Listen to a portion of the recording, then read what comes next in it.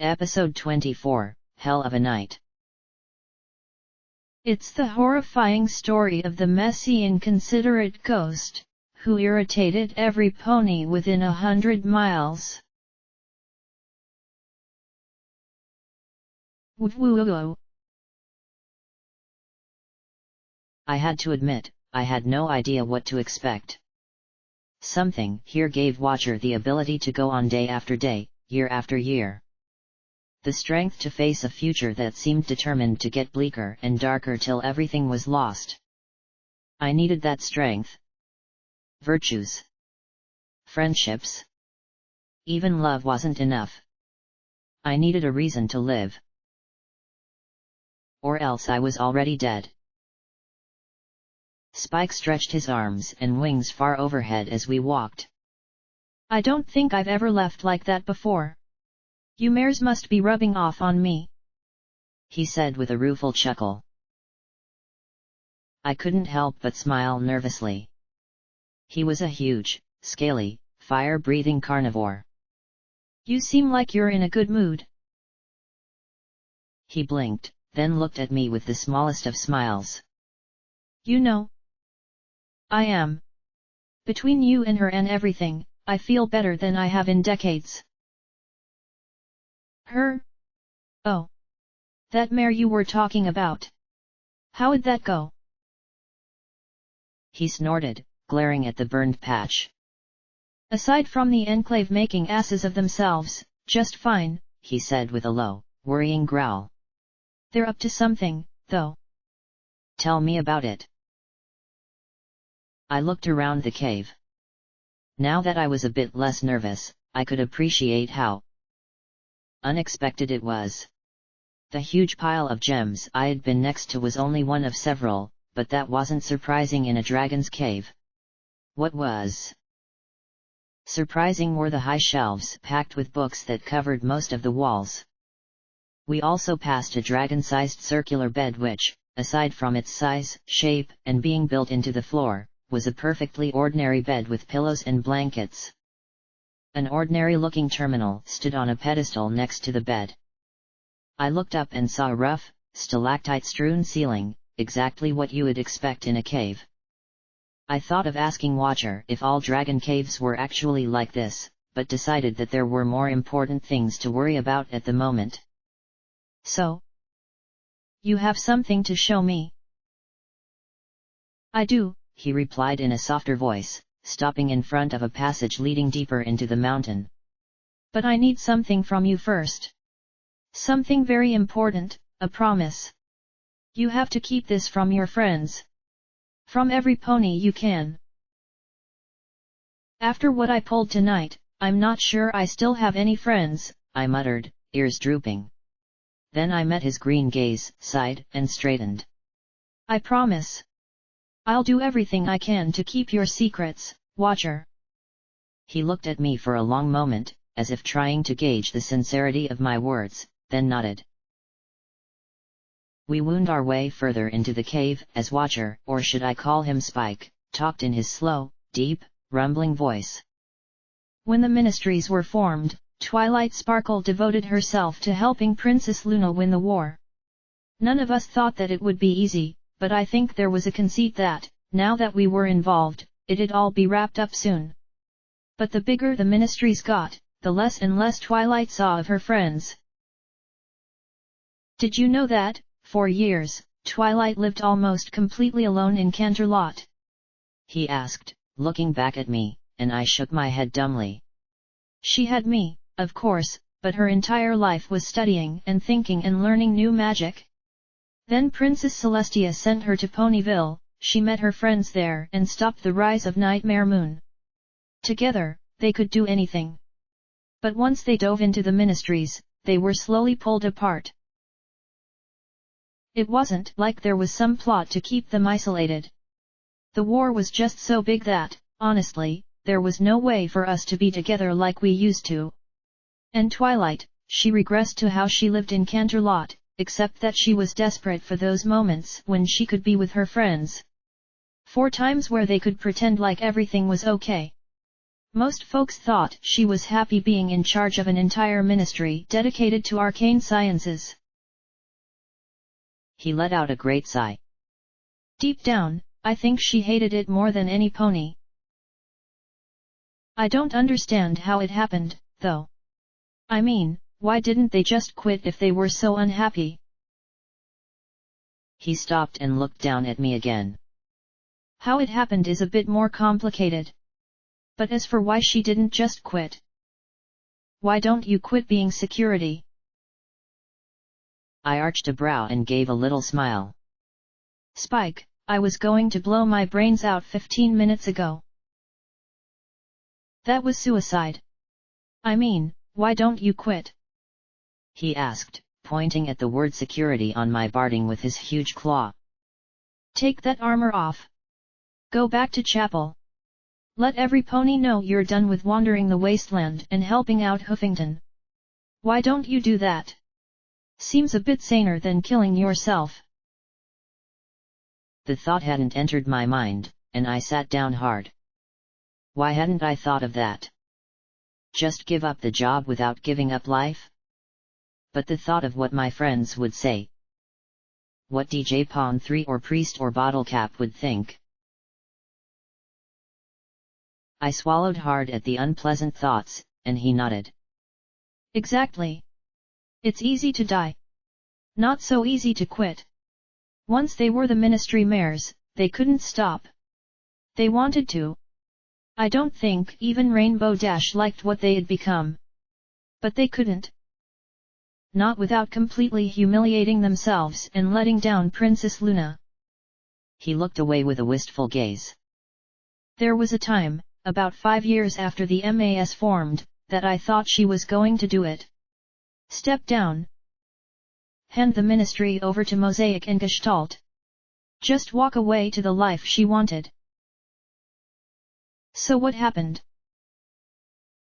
Shattered Hoof Ridge. The assassination attempt on Celestia, I think, broke something in her. After that she became consumed. Her friends grew further and further apart, especially her and Pinkie Pie. But even I wasn't around like I should have been. Then, one day, she showed me this, he said as we reached the end of the tunnel. The chamber beyond was huge, large enough for Spike to rise to his full height. I had never seen so many mainframes. The 6 walls of the chamber formed a hexagon lined with gems and arcane machinery. In the center of the room, though, rose a large, elegant stalagmite of technology that made the walls seem like only a step above bare rock. It seemed to breathe silently, as if it were asleep. My eyes were drawn higher and higher up that spire until I was looking out at a black patch of faint stars. Then I promptly fell back with a limp thud. Spike blinked in surprise. Sorry, I muttered lamely. I'm not good with heights. I rose to my hooves and gave myself a good shake. What is that? This is a Crusader super mainframe, he said quietly, as if it could hear him. It's one of the single greatest arcane machines ever invented, capable of handling both technological data of staggering complexity and employing precision magical effects. He looked up at it. She designed it herself, completely secret from the rest of the ministries and even her own people. I couldn't believe that. There was no way one pony, or even one pony and a dragon, could build something like this or keep it secret. The materials and technology. Then I looked at him again. The OIA did this, didn't they? He looked shocked. Even a little impressed. You know about them, huh? He looked at the supercomputer with a grudging glare and sighed. Yes. She commissioned it from the OIA. Golden Blood got the machines, the equipment, from somewhere. Everything completely off the books. 100 ponies lived in this cave for 2 years straight constructing it. Then he had their memories erased. I don't understand. Why the big secret? What is it? I asked, looking at the sleeping machine as if expecting it to wake up and talk to me. Was this what EC1101 was for? This machine is designed to cast a spell, the single greatest and most powerful spell of all time. A mega spell specifically crafted to affect, potentially, all of Equestria. I looked at the device in awe. It has the ability to purge the wasteland of taint, neutralize radioactive contamination, and restore life to the land. It's called Gardens of Equestria. I fell over again. Oh, is that all? My head reeled at the possibilities. I could imagine the dealer dropping his dusty cards in shock at this. He nodded as he gazed at the machinery. It taps into a source of power greater than even Princess Celestia and Luna, the elements of harmony. He walked along beside me as he pointed at jeweled necklaces sitting on crystalline pedestals surrounding the central machine. Honesty, kindness, laughter, generosity, loyalty. He paused for a moment, his green eyes lingering on the last, which was a strange crown thingy instead of a necklace. Magic. So, let's get this show on the road. How do we fire it up? I asked as I looked at the machine. Maybe there was a button that needed pushing? A bright red one? I reached towards a likely-looking gem but caught Spike's look. Right, no touchy. We can't, he said softly. It won't work without the elements of harmony. But I thought you said that those were the elements of harmony. I said, waving a confused hoof at the necklaces and crown thingy. He looked like he was trying to decide whether to smile or not. They are, but he began after a moment. I suppose you could say that they are dormant. The physical forms of the elements of harmony aren't enough. For their power to be used, they have to be wielded by ponies who embody the elements. The ministry mares were the bearers, once. But that was a long, long time ago. There was a pause as we both thought. The only sound was the beeping of the active mainframe wall. So? I said, you're looking for ponies that fit the bill. He nodded solemnly. For 2 centuries. Every now and then, I might find one. But then they die, or they lose themselves to the wasteland, or just never meet any others. I try to encourage the elements and foster them wherever I can. Like when he saw P21 and I helping each other outside the stable. But I haven't been able to find enough yet. I thought of my friends. Glory. Was she still loyal after what I had pulled? Or was her virtue something else? I doubted Rampage's laughter would fit. P21? Lakunai? Would this even work with an alicorn? I'm sorry, Spike. I really wish I could be one of those 6 ponies, but I don't think I'm your mare. To be honest, I'd be terrified of any mega spell that included me as a component. He reached down and patted my head. Okay, I tried to appreciate the intent, even if it did just remind my body that I was standing next to a dragon. It's all right. The fact is that, even after all this time, I doubt I've come across more than a dozen ponies that were possibilities. Think of how hard it must be to find honesty in a place like this. Or generosity, when ponies kill each other for what was effectively litter 2 centuries ago. He looked at the majestic machine with a sigh, reaching out to touch it lovingly with his claws. But so long as there are ponies, I still have hope that, someday, I might find the 6 needed and give Equestria a chance to be reborn. It was a long shot. I knew it. So did he. But as I sat there looking at the machine, I gave a little frown. My eyes were drawn to the necklace with the diamond-shaped jewel, and I had a niggling thought. What about Bottle Cap? Maybe. Though I feared that her trading in weapons might disqualify her. While she was generous, in her own way, she had caused harm as well. Caprice. Yeah, right. I did know one pony, though. One infuriating, obnoxious, ruthless little pony who had no scruples against trading for every cap she could get her dirty hooves on, but who also went above and beyond in making sure that every pony had what they needed. A pony who somehow found a way to make a daisy sandwich, gave me a box of spark batteries, and sold Glory the barding she'd need so she wouldn't look like a raider. I groaned, pressing my hooves to my temples, hoping I wouldn't regret it. Is there an age limit on this thing? I asked with a rueful smile.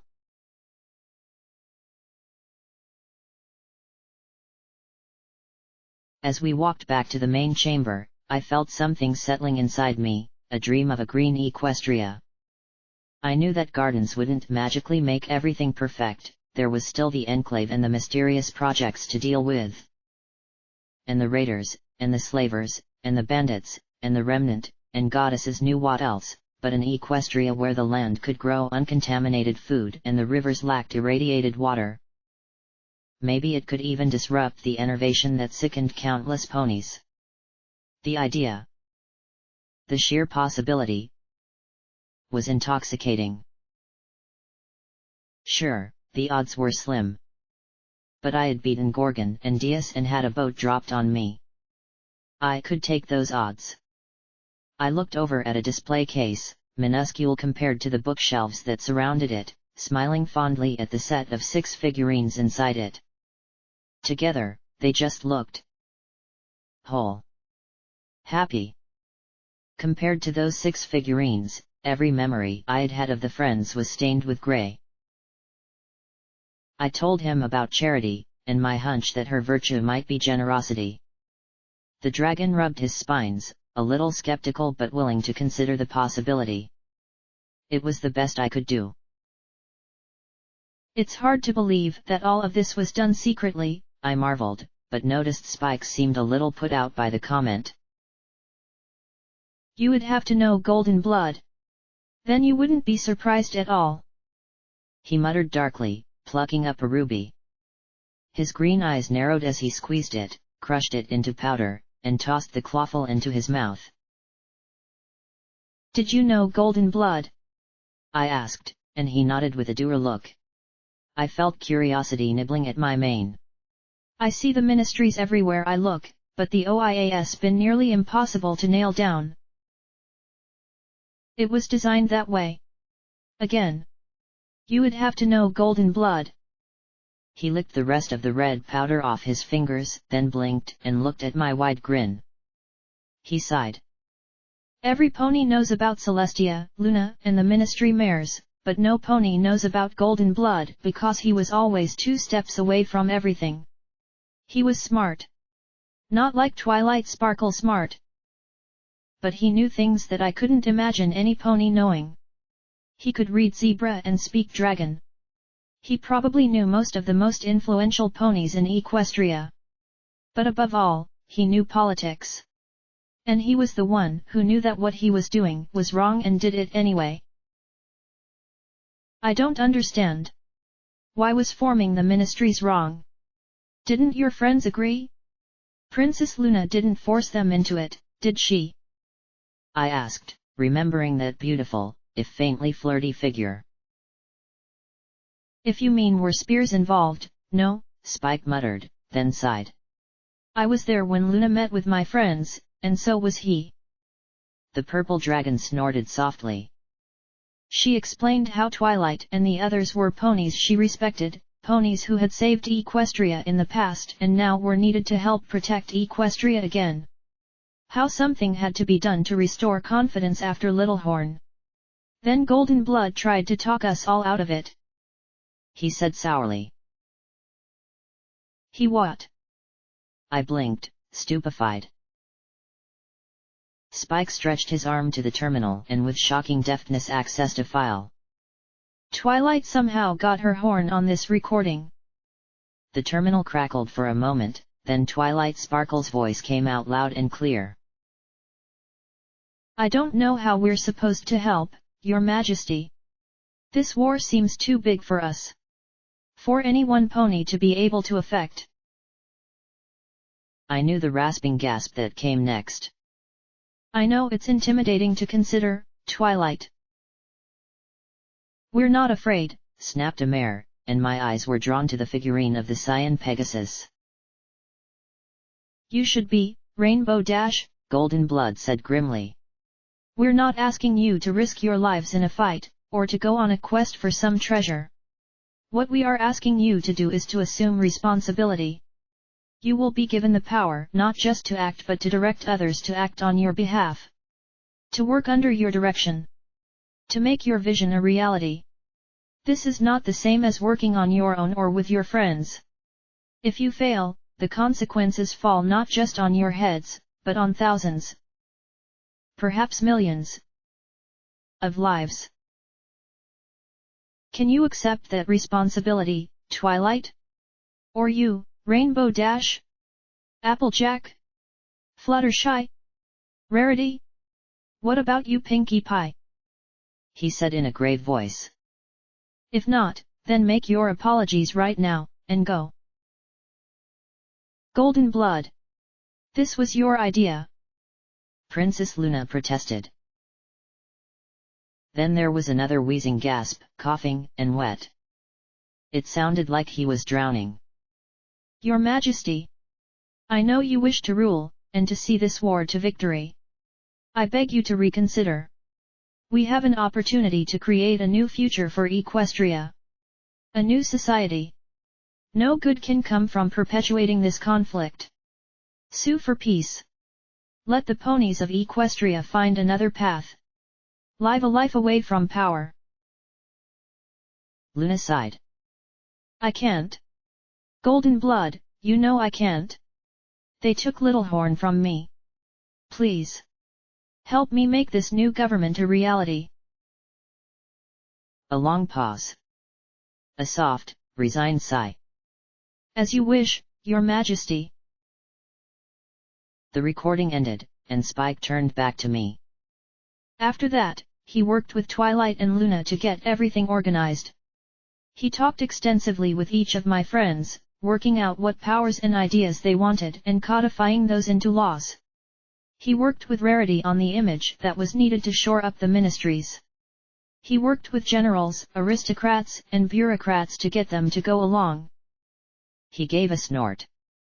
Finally, he had a heart attack. Nearly died. Fluttershy personally nursed him back to health. He rolled his eyes and gave a soft sigh. It was funny at the time.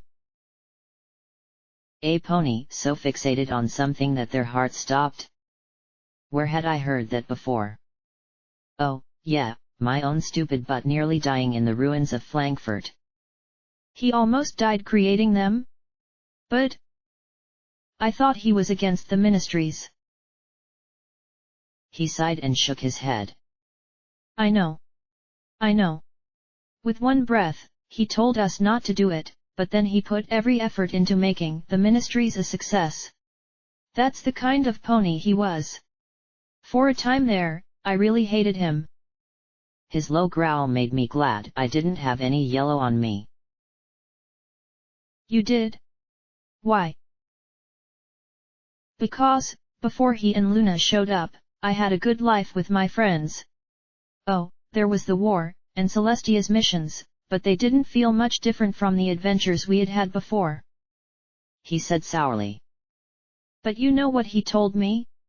He asked me if I hated him. I told him. I was a little cranky at the time, so I won't repeat the language, but I called him every last name in the book. And he told me that no matter how much I hated him, I was right to, and he'd always hate himself more. Wow. So where did the OIA come in? Right from the start, it was pretty clear that there were going to be conflicts. I mean, my friends might have liked each other, but they still fought. You can't imagine how Rarity and Applejack could carry on. Pinkie Pie wanting giant balloon fortresses floating off the towers of Canterlot with Rarity saying that they were tacky. Things like that. Even Twilight could be awfully stubborn if she put her mind to it. So, Golden Blood stepped in and helped work things out. There were still fights and arguments, but the OIA kept things running smoothly. Spike sighed again and shook his head. I remember that day so well. All my friends sharing ideas. Talking about ways they could help, what they wanted to do. I remember Fluttershy crying when she was told that she'd be able to help thousands of hurt ponies all at once. And all the while, Golden Blood was taking notes and watching and making suggestions. The massive dragon climbed out of bed and walked over to one of the shelves. Sometimes, I think that if there hadn't been an OIA or a Golden Blood, the ministries wouldn't have worked out. Or my friends would have quit. Something. He reached up to a shelf too high for me to see the contents of, and brought down an intricately carved wooden box. Here. Maybe this will help you understand what I mean. He opened it to reveal dozens of memory orbs in labeled, velvet-lined niches. He picked out one and then carefully set it on the floor next to me. I need to check on things anyway. I get anxious if I stop paying attention to things going on for too long, he said as he returned to the bed and started typing at the terminal. I looked at the offered orb and gave a half smile. Well, it'd be rude not to, right? I tapped the orb against my horn. Come on. Probably nothing gruesome in this. Come on. Come on. Finally, I felt the tickling connection as my reluctant horn reached out and made contact. The world swirled away around me.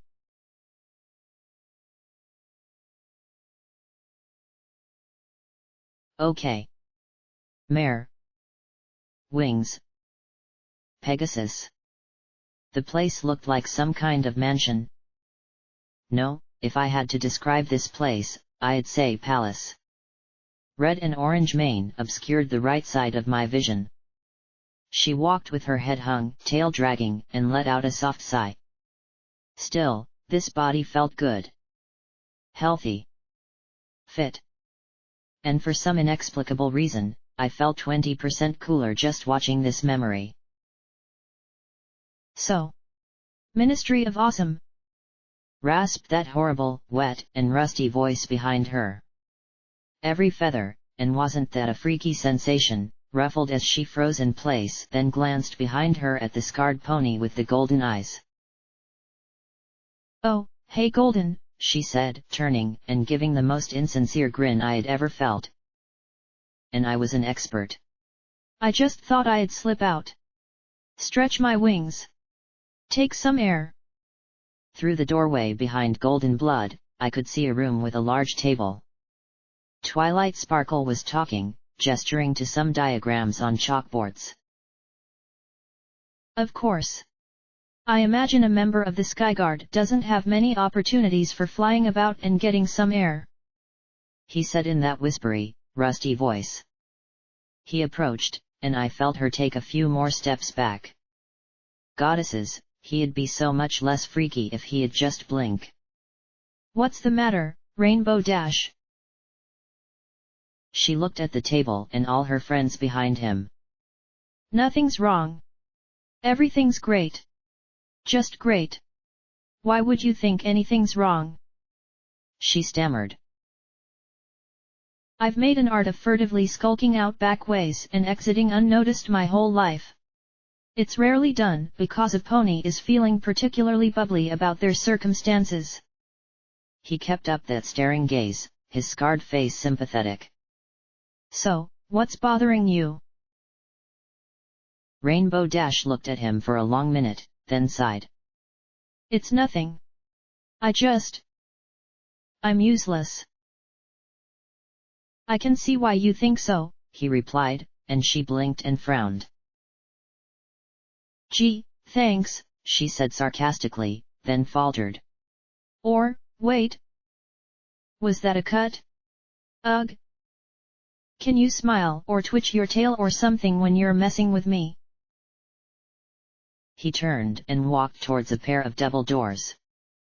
His horn glowed, pulling them open. So, Ministry of Awesome. Where your job is to be awesome. Make awesome? Sell only awesome of the highest quality? He asked with a ghost of a smile. It was all I could come up with, she replied with a grumble. It's easy for Twilight. Ministry of Magic. Or Arcane Sciences. Whatever. Magic's always been her thing. Makes sense for her to coordinate it. Or Fluttershy wanting to run hospitals and stuff. Gee, who saw that one coming? She said crossly as she rolled her eyes. But you're a flyer. Golden Blood rasped softly. But I'm a flyer. Then she blinked and narrowed her eyes at him. Don't do that. He just smiled a little more broadly as Rainbow Dash walked to the rail and looked out at the night. Canterlot was aglow with lights. Far to the west was the golden glow of Manhattan. She sighed and closed her eyes.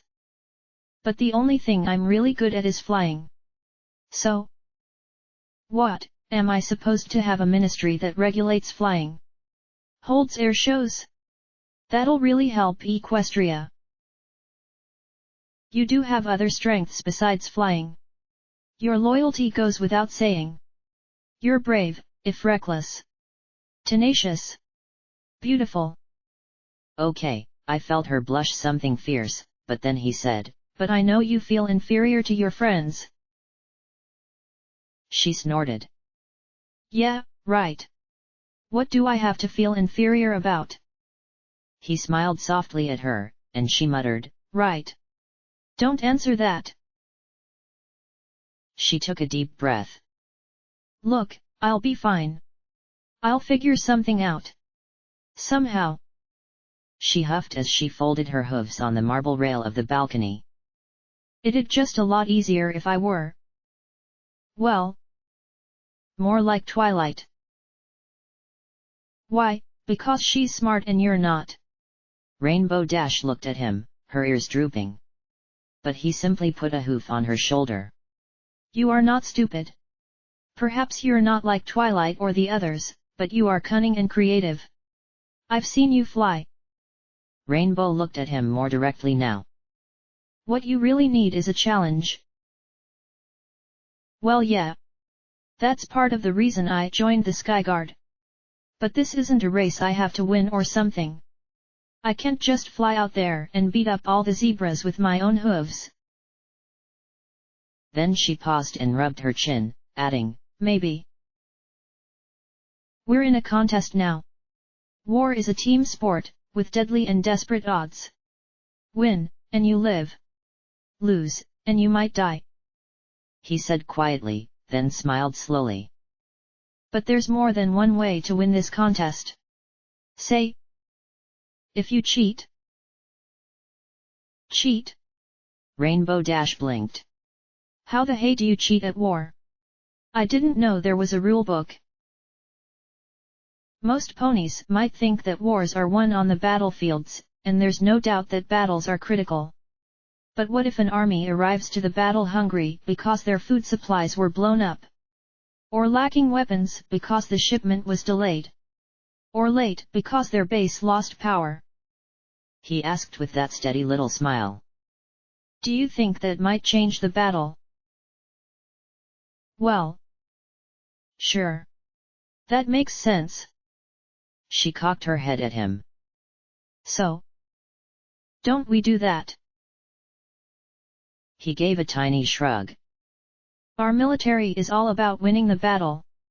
They aren't creative or cunning enough to risk going behind enemy lines and fighting dirty. Sabotage. Infiltration. Spying. These are tools the army just isn't flexible enough to use efficiently. He was good. So good that I couldn't tell if he was playing her up to create that ministry or actually trying to help her. Rainbow Dash sat hard, running a hoof through her mane. And you're saying the Ministry of Awesome could do all that? It could do far more, but that would be a start. Rainbow Dash's eyes went wide as she stared at him. Why did he look so sad? Princess Luna will need a mayor who can get special projects done. Tricky projects. Secret projects that no pony can know about if we're going to win this war. He rasped. His golden eyes now stared out at the distant city as his breathing became harsher, punctuated with soft coughs. As you might know, the best kind of cheating is the kind you do when no pony knows you're cheating. Rainbow Dash stared hard and pointed a hoof at him. You mean I shouldn't tell any pony what I'm doing with my ministry? Does any pony expect you to do a lot with it? Did any of your friends really act all that surprised when you suggested the Ministry of Awesome? If some pony thinks less of you, they'll underestimate you. They'll make mistakes, and they'll give you the freedom you need to act. Whoa! Rainbow Dash blinked, her eyes going wide. You are scary good, you know that, Goldie? Good at everything except breathing, he said with a self-deprecating smile. Together, they started back towards the conference room. But I thought about what he had just said. I wondered if all of his deflections weren't just ways to make others underestimate him. I imagined a chill when I realized I didn't know Golden Blood at all. Was he a bastard manipulating every pony around him for his own ends? Was he truly trying to save Equestria? Was he a good pony or a villain? What had he been thinking when he had ponies turned into monsters with Project Chimera, or made half machine with Project Steel Pony? And the other projects, Eternity, Redoubt, Party Pooper, Starfall, and Horizons. All created by Golden Blood on some level, all sealed by EC 1101.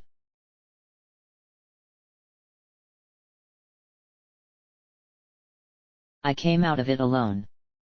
I could only figure that Spike was checking on gardens, or organizing his books, or whatever it was reclusive dragons did when they weren't helping wasteland ponies in a never-ending search for 6 virtues. I carefully levitated the orb to the case and slipped it back into the empty nook, closing the lid. There were probably days worth of memories here, but, as much as I might have liked to go through all of them, I had to get back to my friends. Then I'd have to hug their hooves and beg them to forgive me. Tears would likely have to be employed. You know, I really am not good with waiting. I started down a little side tunnel, one a bit too small for a dragon unless he really wanted to squeeze. Plenty of room for me, of course. Gardens of Equestria had been a monumental feat of engineering and secrecy. Virtually a miniature stable had been built during its construction and development, though of course, not a true stable. Double bunk beds lay in dusty rows, and I suspected that the workers had slept in shifts.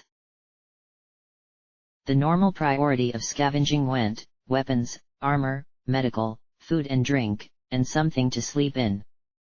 Since I was about as abnormal a mare as you could get, the first place I hit was the kitchen, where I was rewarded with not 1 but 2 boxes of sugar apple bombs and some fancy buck cakes. Cherry. And to complete the miracle of the wasteland, there was a 6-pack of Buckweiser in the fridge. I had to admit, I wasn't precisely the greatest aficionado of fermented hops and barley, but after the last few days I honestly didn't give a shit. I savored one bottle as I poked around further. Then I took the liberty of checking the toilet facilities and found myself a porcelain basin of heaven. My insides melted. My knees were weak. I might have been marginally aroused. Ah! Hot water. Was there any surer sign of civilization than the ability to pour unending amounts of steamy fluid over one's body? The Sprite bot found me lying back in the tub with a bottle floating above me as I hummed a song of inebriation to myself. 2 empty bottles joined me on a sea voyage as the little robot looked down at me. Oh, that's where you went? I was worried. Then a pause. Are you drunk? No. That is incorrect. I am drinking. More accurately, I am approaching the state of being that is drunk. I scowled at the half-empty bottle. A journey that is taking me somewhat longer than I anticipated. It'd only take me a quarter bottle of whiskey to get this buzzed. I raised the bottle to the bot. I drink to your good health, good Sir Dragon. There was no answer for a bit, and then he simply replied, Blackjack, you are so random.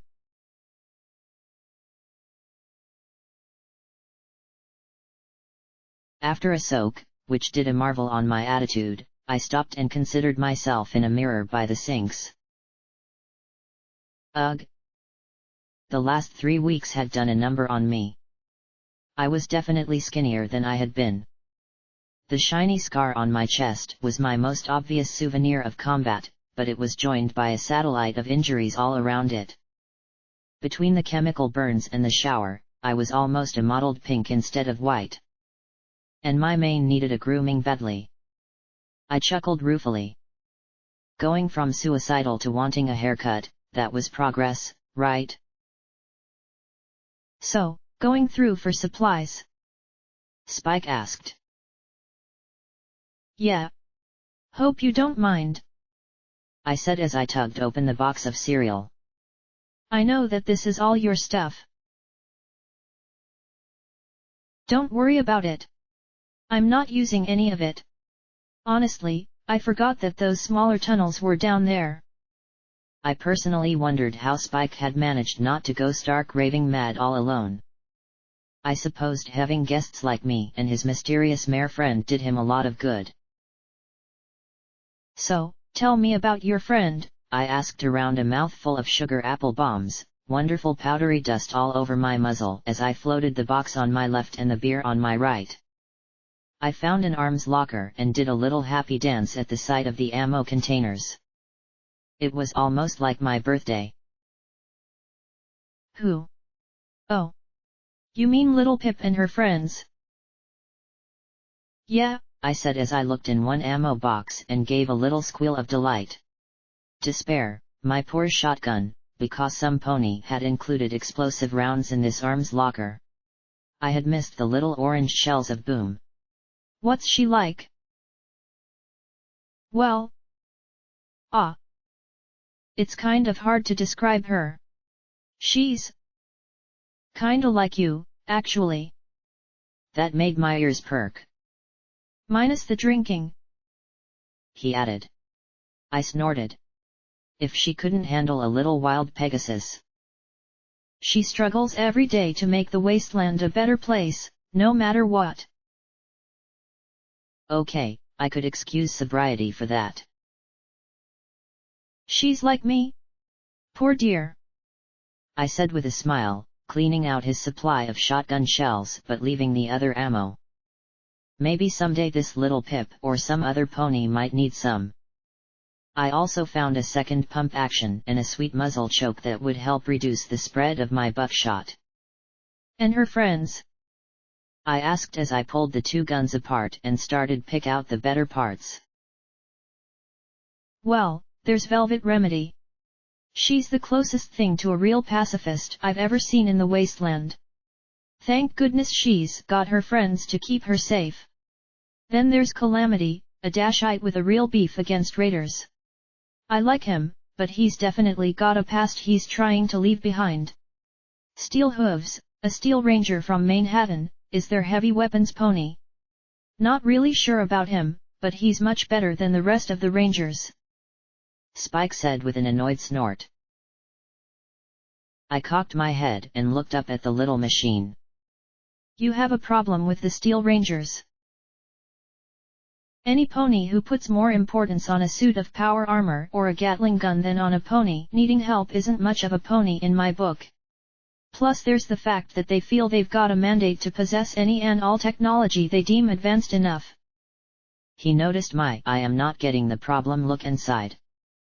What's the most advanced technology in all of Equestria? Oh. Shit. You think they'd try and take it or something? More like try something and get it damaged when I stop them, he replied, and I could just imagine a toothy draconic grin.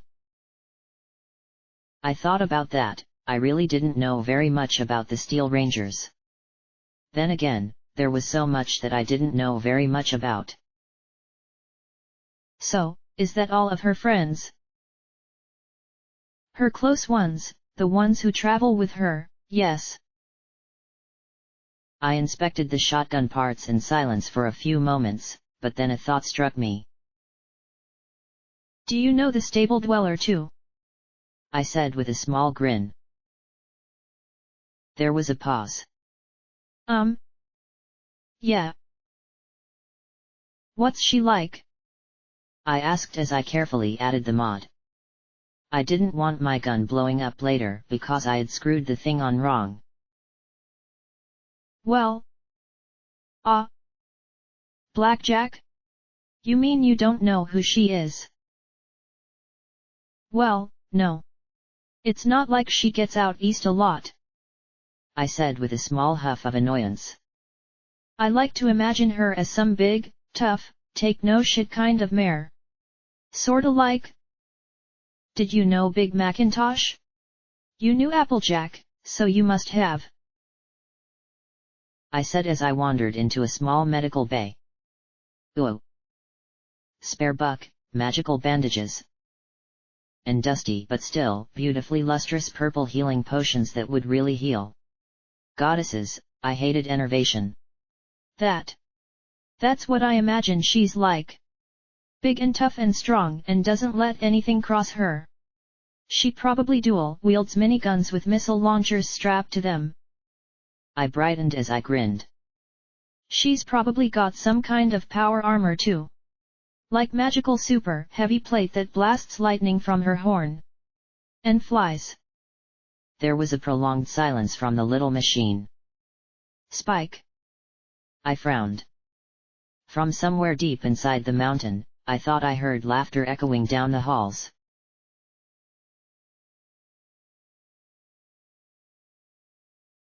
Well, Spike must have seen something really funny on his monitors, because for the moment I was left alone. Hopefully he'd share the joke. Then, in the corner of the barracks, I saw a small door I had nearly missed. Well, couldn't pass up the broom closet, now could I? But this led to a small office and side room rather than more storage. The room was quite full but very neat. Somehow, it felt like my mom's room, and I felt like a trespasser inside. Books lined the walls in alphabetized neatness, and there were diagrams and designs of the supercomputer I had seen earlier. 2 beds. 2 desks. 2 terminals. A safe. The terminals took one look at my feeble hacking skills and virtually spat in my face in contempt. I had better luck with the safe, though. Inside were a lot of papers, a bag of bits, and a recording device. I played back the recording. Is that everyone, Golden Blood? Twilight Sparkle asked softly. Almost, he replied. I've modified their memories. They'll remember working on Stable 93, when a gas leak knocked them all out and the stable had to be evacuated. He gave a horrid raspy little chuckle. Close enough to the truth for your ends, I think. I'll never know how you arranged this with Stable Tech. Or managed to keep it a secret. It's incredible, Golden Blood. And then there was a soft sound of a kiss. Twilight. No. Oh, wasn't that an awkward silence? I'm sorry. I don't know what came over me. Twilight stammered. You're happy because you finally made something that will save Equestria if the worst happens. I hope it does. Hope it works, or hope that the worst happens. Now it was Twilight's turn to sound skeptical. You sound like you've already given up on winning the war. Well, pessimists are always pleasantly surprised, he replied faintly. But if you really believed this would end well, you wouldn't have bothered to create gardens. Somehow, the zebras got their hooves on mega spells. I can't imagine it. Our most critical and highly guarded secret, and they've got them now. It's now just a matter of time before they're weaponized. Twilight muttered softly. Yes. But that's something for morale to uncover, he replied, and got a long low hiss of disgust. Something wrong. Morale. Pinky. I don't know what's wrong with her. What's gotten into her? The spying? The drugs? The arrests? How did she turn into this? Twilight muttered softly. There was a momentary pause and then he said quietly, You, of all your friends, should understand. What? There was a little shock and anger, but curiosity as well. You know what it's like to be in a room filled with hundreds and feel utterly alone. You're brilliant, Twilight, but you know that there are few who really and truly care for you.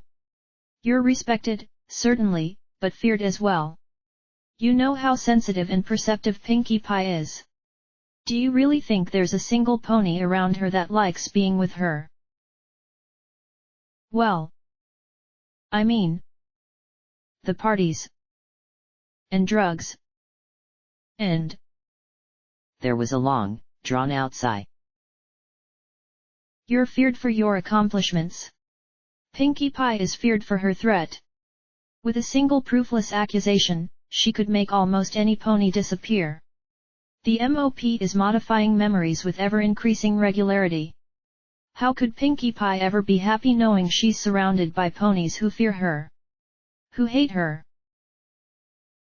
But she shouldn't be hated. Of course she shouldn't be. And you shouldn't be feared. Big Macintosh shouldn't have died. Little Horn shouldn't have happened. This whole war shouldn't have been fought. The mistakes, obvious, one after the next, shouldn't have happened. But they did. We can still save Equestria, Twilight Sparkle said with conviction. If all else fails, my friends and I will use the elements and save the kingdom. I have no doubt. There was a clinking of glasses and then a sound of them being filled. I looked at an empty bottle of wine and two stained glasses, one broken on the floor. A toast to our efforts to save Equestria. One way or another, she'll be returned to what she should be. A sound of drinking, then a sigh. Well, I guess there's nothing left but to erase your memories now as well, Golden Blood. Ah, yes. I'm afraid we're going to hit a snag there. Golden Blood said softly. I'm sorry, Twilight. Golden? What are you talking about? And then there was a soft thud.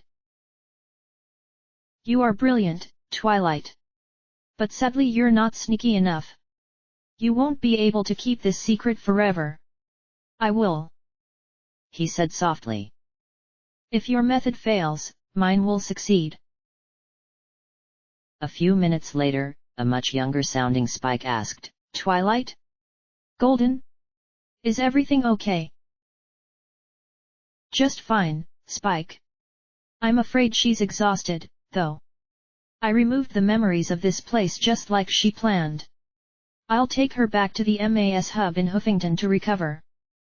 Another pause. You know what you have to do. Yeah. I just don't like it. Keeping secrets, I mean. You have to keep it from every pony, Spike. Even Twilight. I'm sure she'll feel upset. Like she's wasted 2 years of her life and accomplished nothing. But why do we have to? If Princess Luna finds out what we did here, it would be a sign that we think she'll fail. Planning for disaster means you believe disaster will occur. I'd be exiled or imprisoned in exile. Twilight might face even worse. I don't want that to happen, and I know you don't either. Besides, if the zebras found out that Gardens was here, then it would be immediately targeted. Right. I'll just tell everyone that I'm ready for a lair of my own. I'm finally flying now. Pretty soon, I won't even be able to fit in the Ponyville library anymore. He let out a long sigh. I just wish that you and Twilight had agreed to wipe your memories instead of hers. Yes. But I can keep secrets better than she. I don't like keeping them from her, Spike grumbled. I know what you mean. Neither do I. A long rusty rattling sigh sounded. I'm drowning in secrets, Spike. One day, all these secrets are going to kill me. I sat back, looking at the recording in horror as the playback ended. I took a slow, thoughtful sip of my beer. Twilight had sacrificed 2 years of her life to make gardens, and she hadn't even known about it. How could he? Yeah. That's the kind of bastard he was. The sprite bot said behind me, making me jump to my hooves and whirl to face him. One moment he was talking with her about Pinkie Pie, and the next he was drugging her and wiping her memory of the greatest accomplishment in history. What happened to her? I asked quietly. She became obsessed with winning the war. She got her hooves on another OIA dirty secret and renewed its research. Everything became focused around that. All the rest of us just fell away. Why did it sound like you were working with Golden Blood if you were Twilight's assistant? I asked, hoping this wasn't going to be a sore point. It's complicated, he said. When wasn't it? I worked with Golden Blood on and off over the years. Said I wanted to do my part and all that, but really, I was just spying, trying to find something to use against him. I take it that it didn't work out like you expected, I said with a sympathetic smile. I trotted my way back out to the lair as Spike went on. Golden Blood wasn't what I expected. You saw the memory and heard that recording. I thought he was a villain who took my friends away. I thought he liked the war. Spike sighed. He did that a lot, but I supposed that he had plenty of reasons to. Did you know that, throughout the whole war, the OIA kept back channels with the zebras trying to negotiate peace? Or that he ran constant interference to protect non-ponies too? He'd work for hours, sometimes days on end before he'd collapse. Then he'd crawl back and work some more.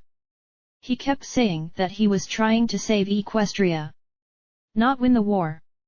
Not even end the war. It was always to save Equestria. I thought about that as I joined him in the main chamber again. The sprite bot chirped and flew up to a hole near the ceiling. I had to admit, I still didn't know what Golden Blood was either. If anything, I was even more confused now. Sinister manipulator? Misunderstood genius? A pony who saw the writing on the wall because he had written it himself? How had what he had wanted been any different than what Twilight had? Or myself? The more I hear about Golden Blood, the less I like it, I said. I saw Spike's smirk and added, with my own smile, not him, so much. But it feels like he was the one who set up the big things. My magic levitated some square gems and placed them on end. Luna comes to him for advice and he sets up the ministries. He talks your friends into becoming the ministry mayors. He works in the OIA behind the scenes. The war gets worse and worse and he starts doing the projects like Chimera and Steel Pony. Then I knocked one gem and it fell against the next, which fell against the next, and then whole pile was tumbling over. Yeah. Now you know how I feel about Golden Blood. So what happened to him in the end?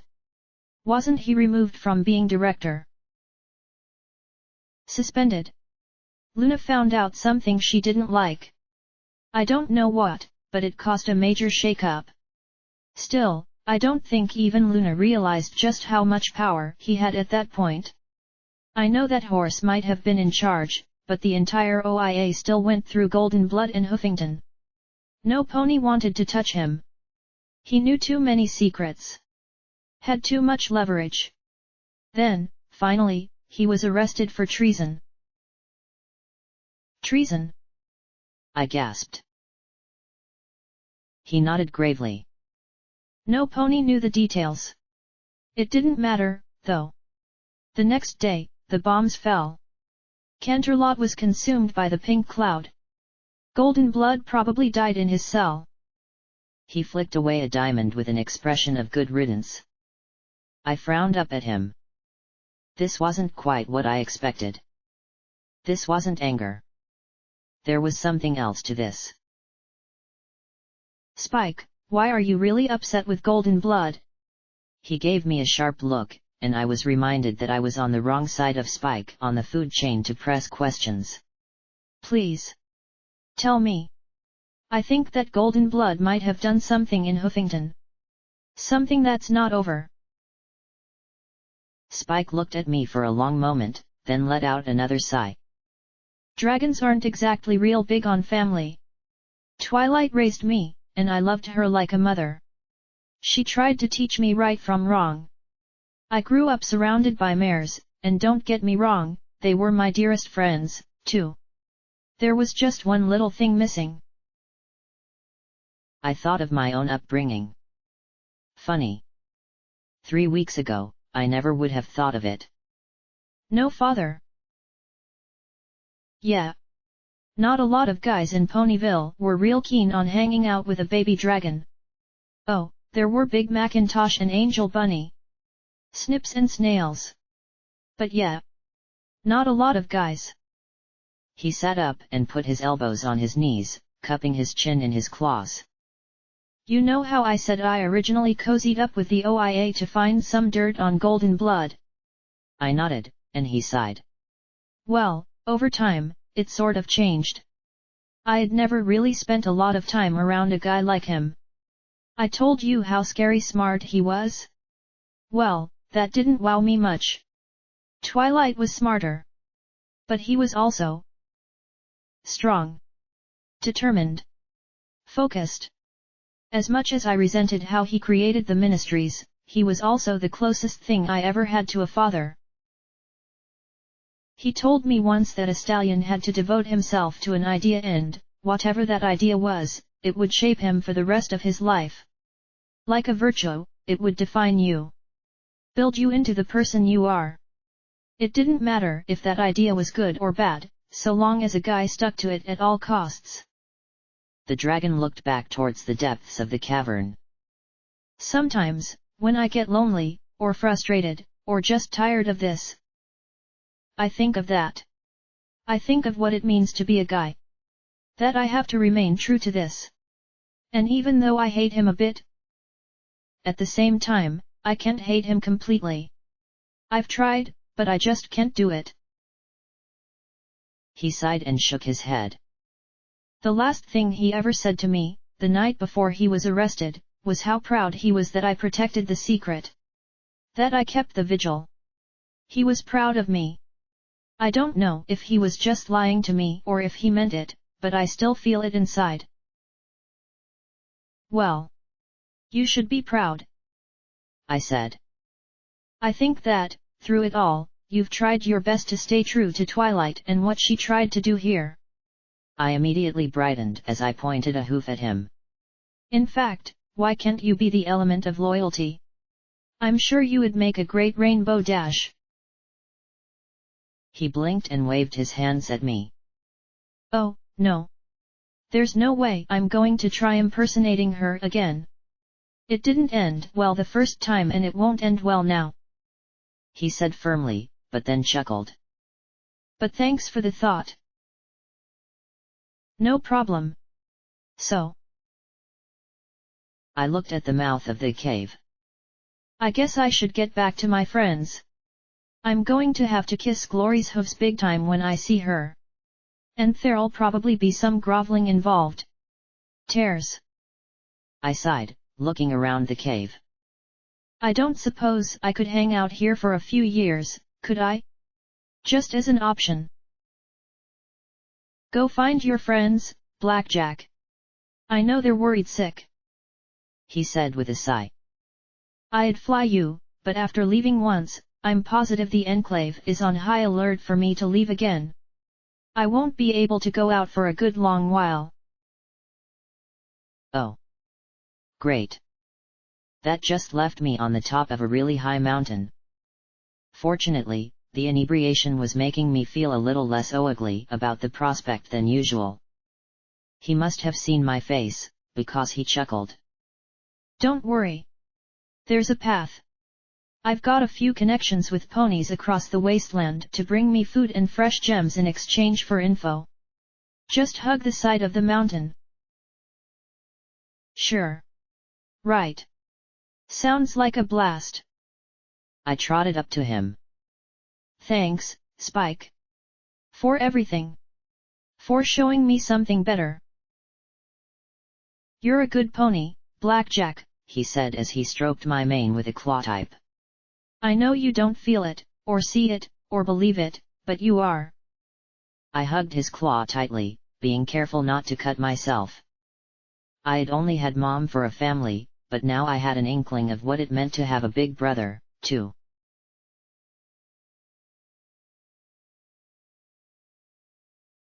A trail down was something of an exaggeration. At times, the trail was simply a ledge with a cliff rising on one side and a void plunging down the other. Only my inebriation kept my stomach from completely unloading as I picked my way down. I came to a gap in the trail and peeked down. Ah, buck me, was that a river down there? All the way down there? From this height, I could see forever. Well, no, not forever, but it sure seemed like it. It felt like I was close enough to the cloud ceiling to reach up and touch it. Which, actually, was pretty much the case. Grays and sickly green and brown stained the landscape below like the hide of a rotting corpse. Yet instead of the usual depression creeping in, I remembered that it could be better. Because of Twilight Sparkle. And Spike. Little Pip and the mysterious stable dweller. For the first time in a while, I felt glad to be out here. I just wished I could have had a better look at the stars. Even though the cave was above the Enclave's cloud ceiling, there was a higher layer of thin cloud that not only blocked the moon and the dimmer stars but spread the moonlight out and made even the brighter stars difficult to pick out.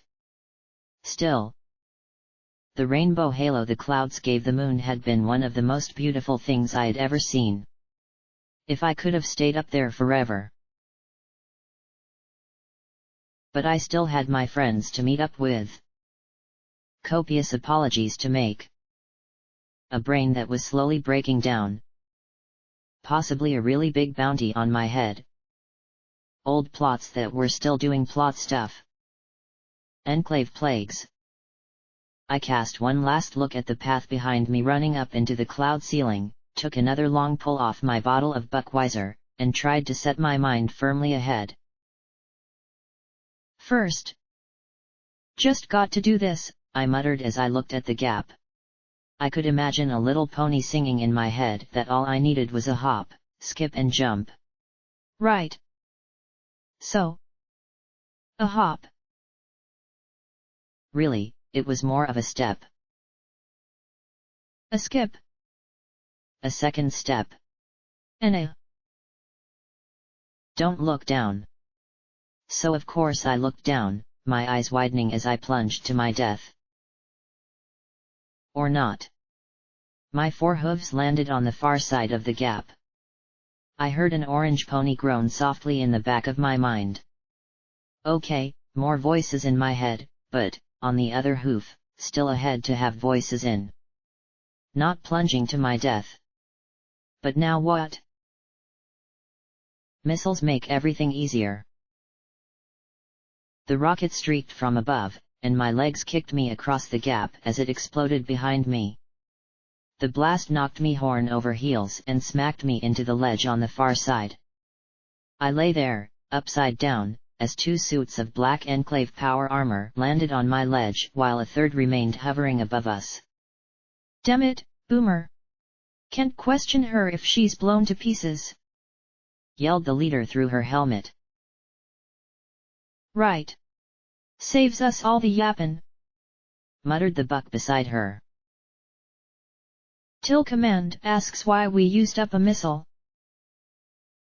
I chuckled as I fell over, then pushed myself upright and sat there against the stone. I looked right at the mare who had more fiddly bits on her armor. I took her as the one in charge. You're coming with us. We got questions about that dragon in Thayer. I slowly rose to my hooves, laughing. Why is she laughing? The buck beside her asked. Is she drunk, Twister? I levitated out my last bottle of Buckweiser and popped the cap with my magic, tucking it in my pocket as I stared right at the pair. Yup, I said as I took a swig off the bottle and pulled out my shotgun. I think I'm just about there. The three stiffened, but then I started to eject the shells one after the next and put them in my saddlebags. Right, the lead mare said as she watched me unload the weapon. You drop your guns and come along peacefully and there won't be no trouble. Just want to ask you a few questions. Oh. I don't really think so, I said as I stared at them and started loading the orange banded shells. You want to know what's really funny, though? If you had pulled this an hour ago, I probably would have gone along without a fuss. A normal, smart pony would probably have shot me right now. But I had my shootiest look going, staring at the trio like I was the one who had ambushed them. You're twigged, the mare muttered, and I laughed even more. Oh, just a bit, I said with a grin. There's 3 of us and 1 of you. And you're not in power armor. And you've only got a shotgun. Stand down, mare. I won't be a skin a second time. Maybe if you've got 6 more waiting, I'd be worried, I said as I racked around into the chamber. But right now, I got my gun, my beer, a fire in my belly and a grin on my face, and there's not a mother-fucking pony in the wasteland who can stop me. Right, she drawled, unimpressed. Sunset. The hovering mare's Gatling energy rifles started to spin. But it was already too late for them. I leapt straight at Twister as I slipped into sats for 1 special attack and 1 standard, and as time resumed the beer bottle was flung end over end to smash across Sunset's visor and coat it in sudsy froth. She reared back, her shots going high and blasting a crater field into the wall behind me as my second attack sent an explosive shell straight into the leader's face. Her beam rifles flashed over me as smoking rock rained down on all of us. With a final leap, I slid between the pair and fired a 3rd shot, but what I had intended to be a gut shot on the leader simply blasted her scorpion tail. Oh. By the way, did I mention this was taking place on a ledge? My hooves scrabbled on the gravel as my rear end slipped over the edge. Boomer stabbed his tail at me wildly, the sharpened spike sparking off the stone. I stretched out my left hoof, gritting my teeth as the spike smashed hard into the reinforced casing of Marmalade's pip-buck. The powered armor lifted me right into the air and nearly jerked my leg out of its socket. I blasted the end of his articulated tail, bouncing once and rolling to my feet. Look out, the leader mare said, blood in her eyes as red beams of magic tried to turn me into barbecued pony as I charged at Boomer. Sunset, her visor cleared, strafed me with rapid-fire disintegration bolts. I'd have to deal with that lickety-split. You know. I was discovering a new fondness for missiles. I shoved hard against Boomer as I snapped out my dragon claw. There was no doubt the articulated black armor was tough stuff. With the exception of the visors and the extremities, I didn't really have much that would chew through it without a lot of sustained fire. However, there was one particular part of that armor that was just covered with reinforced rubber and waste collection systems. Tough stuff. My claw was tougher. I slid in close, using him as cover from the leader, then jabbed the claw hard against his nethers. You'll be the third male I've gelded if you don't shoot the flyer with a missile right now. Boomer froze. Ah. Ah.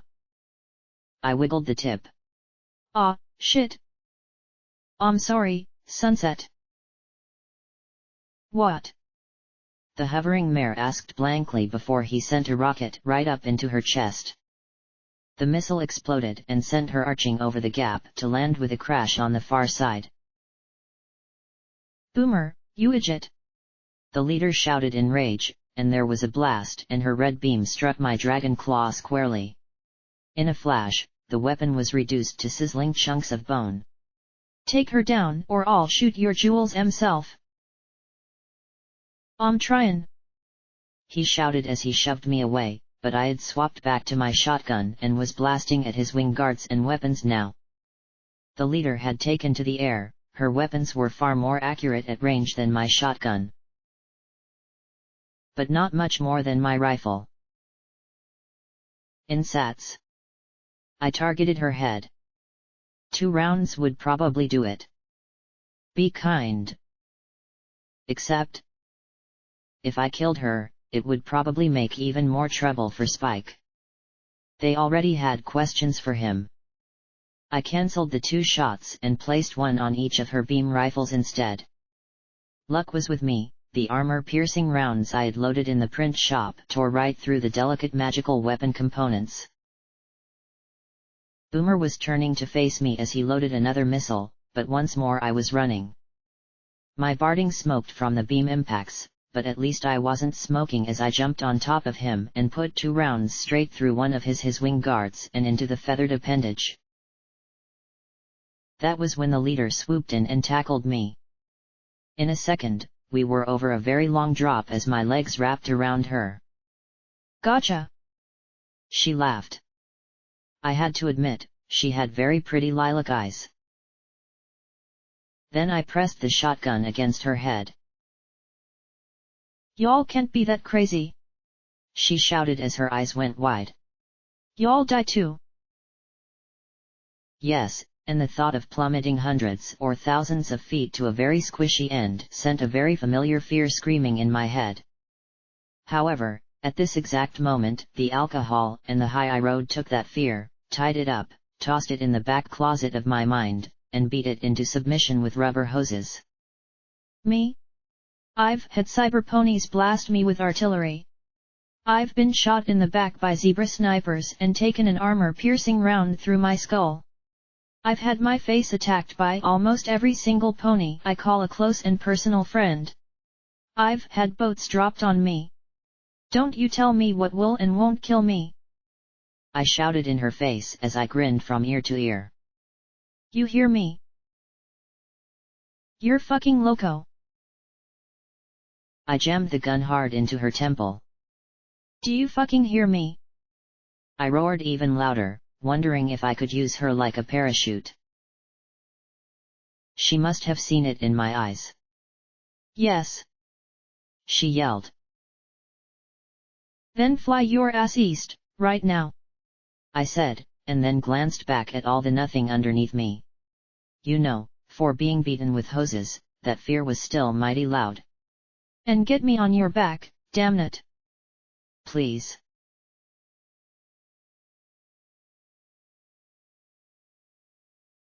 What took Spike all of 2 minutes took Twister almost an hour. For the longest time, all she'd give me was her name and a string of numbers, followed by a colorful collection of expletives about my sexual habits, breeding, health, and weight. She only once touched on the subject of my mother, which resulted in the connection of my shotgun butt against her skull and a short fall before she regained enough consciousness to fly. After several dozen assorted questions, I got around to asking, so messing with the VC isn't bad enough, and now Thunderhead's sending ponies to spy on dragons. I ain't no dunderhead. She swore, then cursed herself as we flew low. I might even survive a fall from this low, I'd break every bone in my body, but I might survive. You're not from Thunderhead? I said in surprise. Do I look like I'm one o' them fancy prancin' cloud humpers? She replied crossly. Honestly, if they weren't ghouls or glory. Thunderheaders are half a feather above surface scum in my book. Really? Wasn't this interesting? Well, so glad to meet a better class of enclave. So where are you from? Won't mean nothing to ya, she drawled as she glared back at me. No harm in telling me, then, I countered as we approached Star Point. Navarro, she replied after several seconds. You mind telling me what you and the dragon were yapping about? I thought about it and then shrugged. He was helping me out with a problem. Problem? Yeah. I got a lot of ponies killed. Hit me hard. He was helping me get through it. He's nice like that. You really should leave him alone. Nice. She snorted. That dragon torched one of us for trying to take a fugitive into custody. Don't you tell me how nice he is. I laughed. Wait, you tried to take something from a dragon's lair? Even I wasn't that stupid. She glanced back at me, her lavender ears reddening.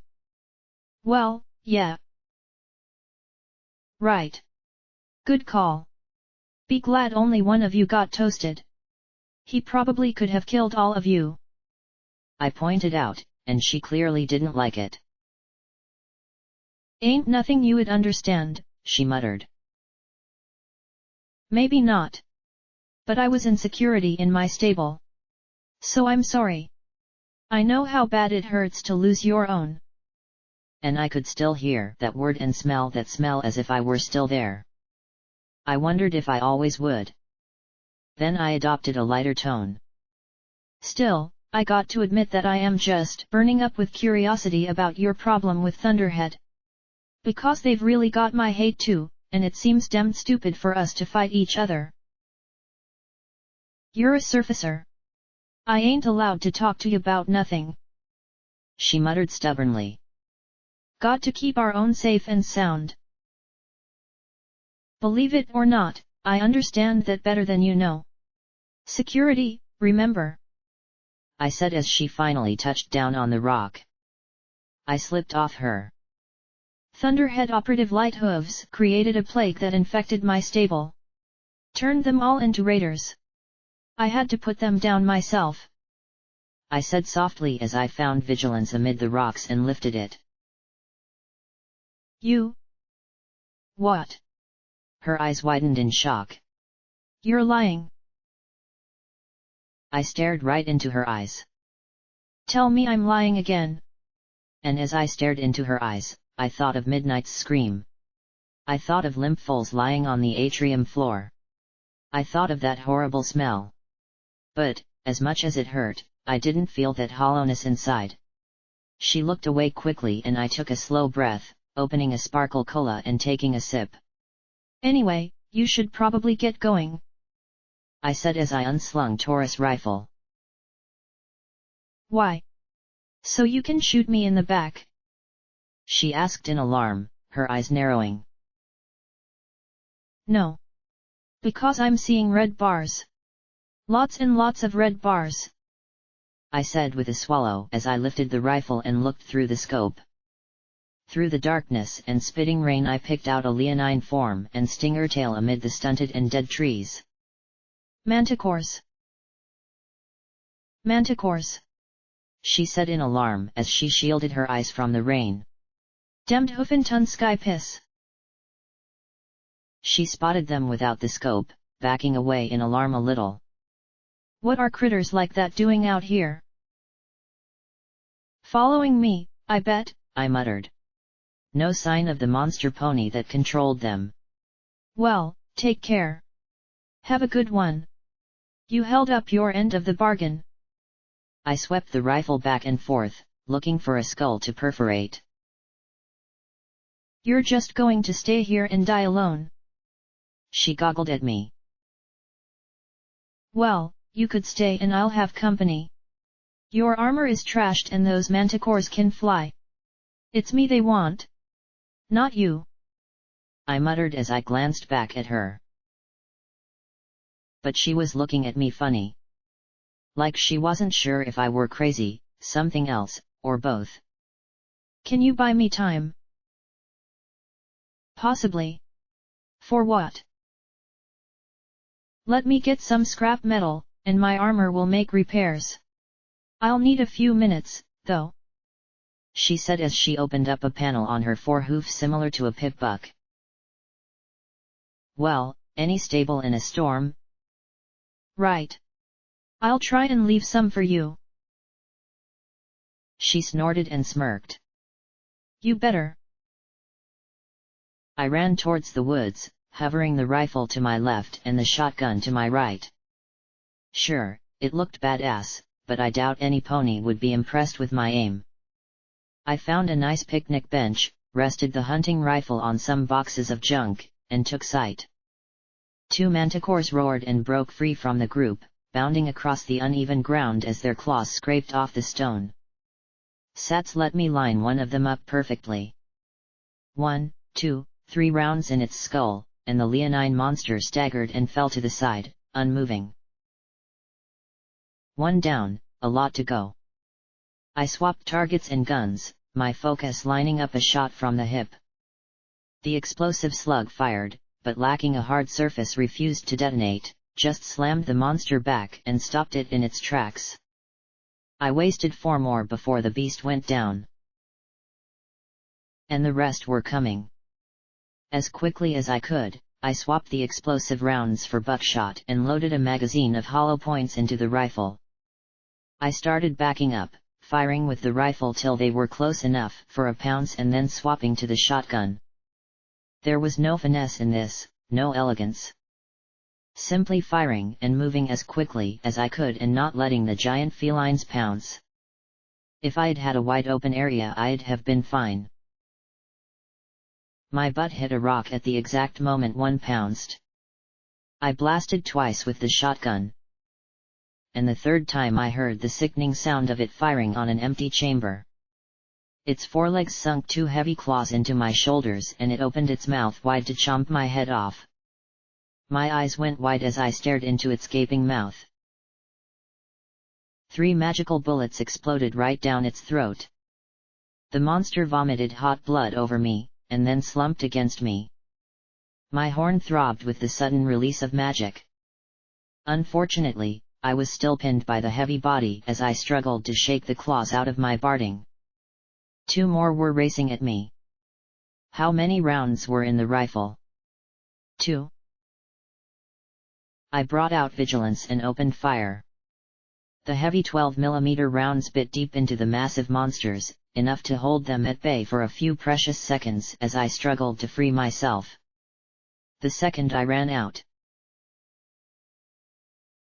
Even with Vigilance's expanded magazine, it went through 10 rounds far too quickly. The less injured of the 2 pounced. Shit. I wasn't going to have a chance to grovel before glory. Find out what the other projects were or where EC1101 was going. Have a chance to find the other elements. Have really great make-up sex with glory. Fuck that! I screamed in furious defiance as I smacked the manticore across its face with vigilance while thrashing my way free of the corpse. It didn't have to kill the monster, just distract it. A few more seconds. I pushed myself free, shoving the body aside as I tried to summon a few more magic bullets. They weren't nearly as effective as the first volley, but they still blasted holes in the manticore's hide. Finally, the combination of pistol rounds and magic bullets dropped the beast in a heap. Unfortunately, there was one more and I had 3 unloaded weapons and a horn that was shot and 3 seconds between now and the moment the remaining manticore tore my head off. It leapt at me, claws extended and spittle spraying in a glistening arc as the beast prepared to rend my flesh. Then crimson beams flashed past me, the light striking it and transforming it into a glowing grey statue that exploded in a cloud of ash. Stepping onto the rock above me, Twister shouted in glee, "Yeehaw! Bring it, you flyin' pussies!"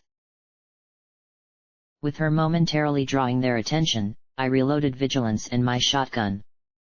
She played the crimson beams at range while I moved in for close and messy work. The remaining manticores scattered and disappeared back into the woods. My strength gave out as the adrenaline faded. "Well, thanks for the assist there." "'Tweren't nothin'," she replied, and my mane crawled at the tone in her voice. "Couldn't let an intelligence asset get killed." The hum of 2 charged beam rifles purred behind me. I let out a long, low sigh. "Why is nothing ever easy?" I said as I lifted Vigilance, turning it over before me. "I help flank." Turns out they were looking to sell me out. I try and help my stable. Then I have to kill my stable. I spare you and your friends, and you want to shoot me in the back. You don't understand, you idiot. When you made me fly down here you exposed me to sky knows what. My own team might shoot me on sight rather than let me expose them to whatever crawling plagues and diseases are down here. And the dunderheads would just hang me for a spy.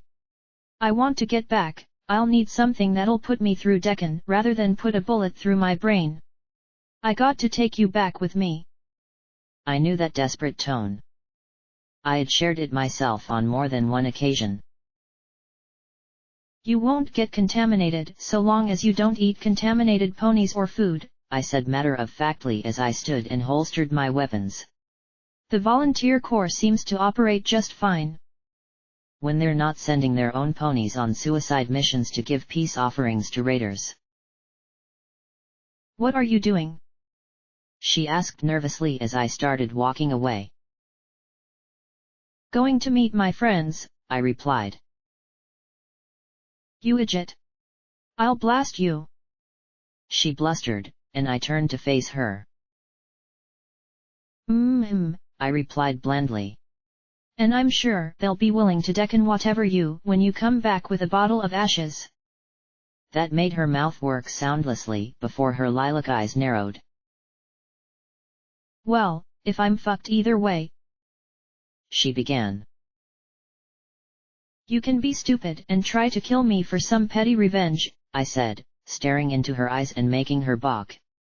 "Or you can come with me, and I'll introduce you to some ponies who might be able to help you." You. She licked her lips, looking around as if some other option might magically appear. Finally she stomped her hooves hard. "Tarnation, this ain't fucking fair." I blinked at her and grinned, spreading my 4 hooves wide as I laughed. "Welcome to Hoofington."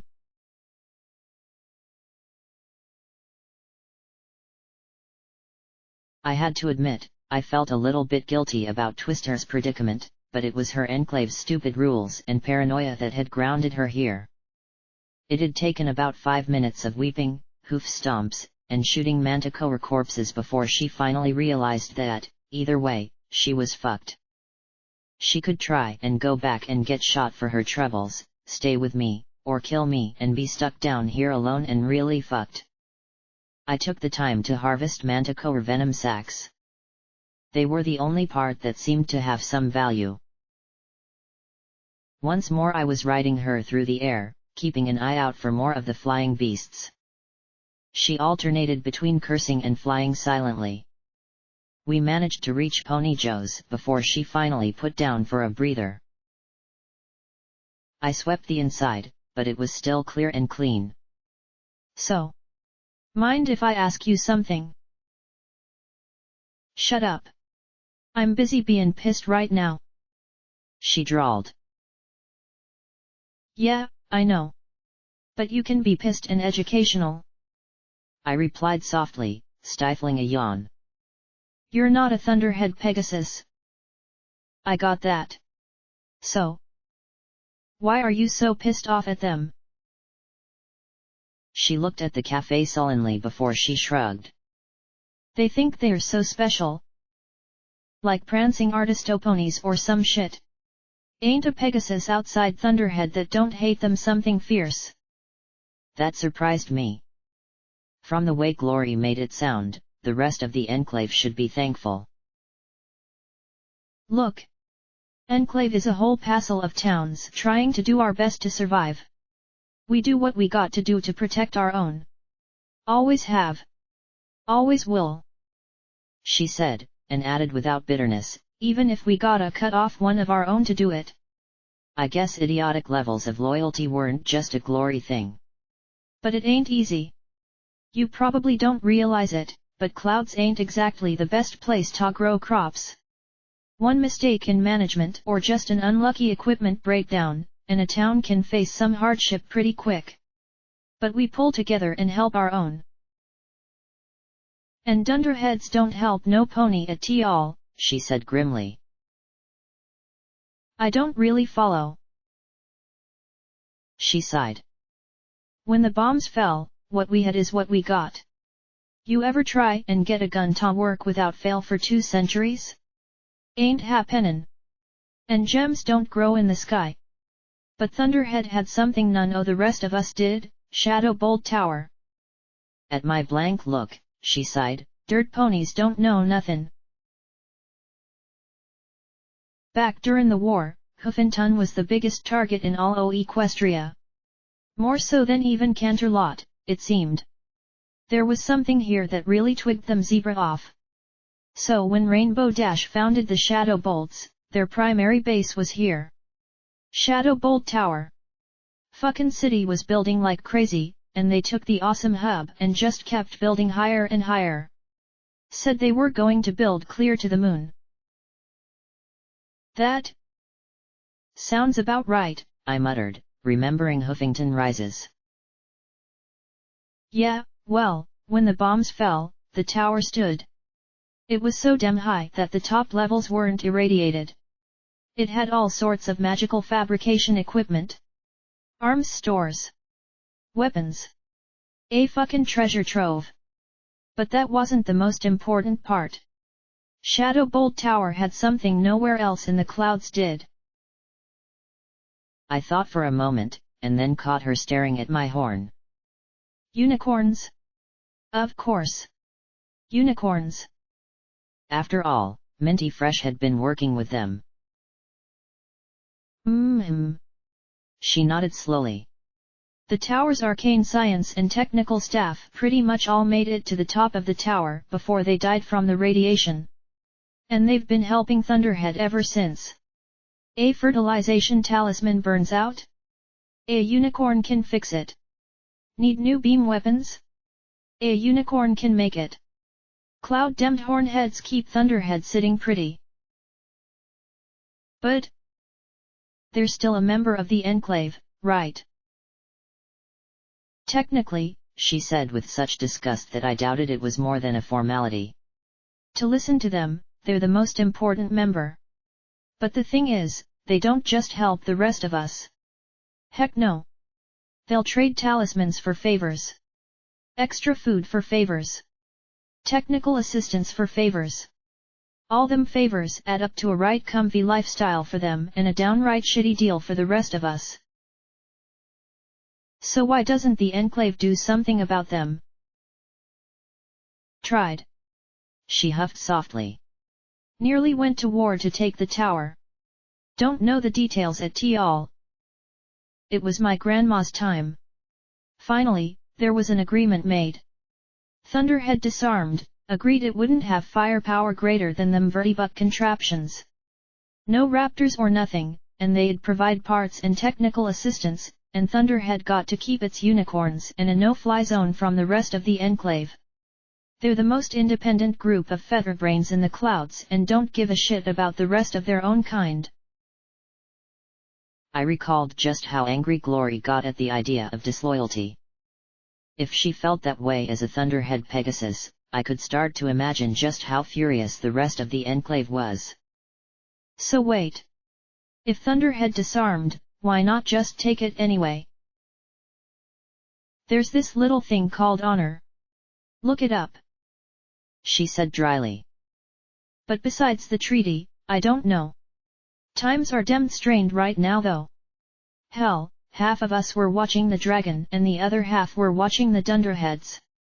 Now they're pulling this volunteer crap, violating some of our most basic rules and laws. All 'cause they can. She tapped her hooves on the tabletop. It ain't gonna end well. I had to agree with that. Any chance your folks will come for you? She looked at me in confusion. I mean, are they really just going to leave you here? She definitely didn't like thinking of this. If it was anywhere else, I'd probably be tracked down, extracted, questioned, and hopefully put in Deccan. And you would be questioned. She added, reminding me we weren't exactly on happy terms.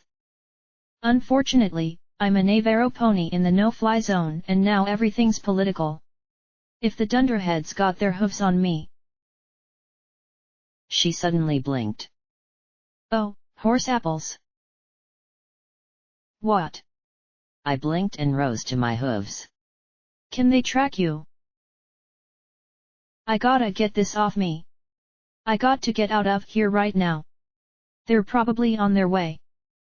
Twister shouted as she started to disconnect the seals of her armor. Can't you just deactivate whatever they track you with? I asked, wondering how the hey any pony was supposed to get in and out of that get-up. Maybe. The transponder's there, she said as she reached back and opened a panel on her flank. I honestly didn't expect to ever find some pony with such skills though. Where'd you learn Enclave power armor maintenance? She asked as I moved to her side. She blinked as I loaded a round into the shotgun. The blast of buckshot knocked her right off her hooves with a shower of magical sparks, sending her rolling across the aisle. I didn't, I confessed as she lay there groaning. You okay? Dirt ponies suck, she groaned. Yeah. Did it work? I asked as I looked at the smoking arcane devices. It sure smelled disabled. You almost took off my leg, you idiot. She groaned as she stood and looked back at the wreckage. Yeah, but we got to move. Thunderhead probably already sent a team the second we left that point. Can't believe I didn't think of it sooner. All this dem dirt's making me stupid, she said as she started for the door. What will they do? I asked, and she gave me a scared look back. They wouldn't kill you, would they?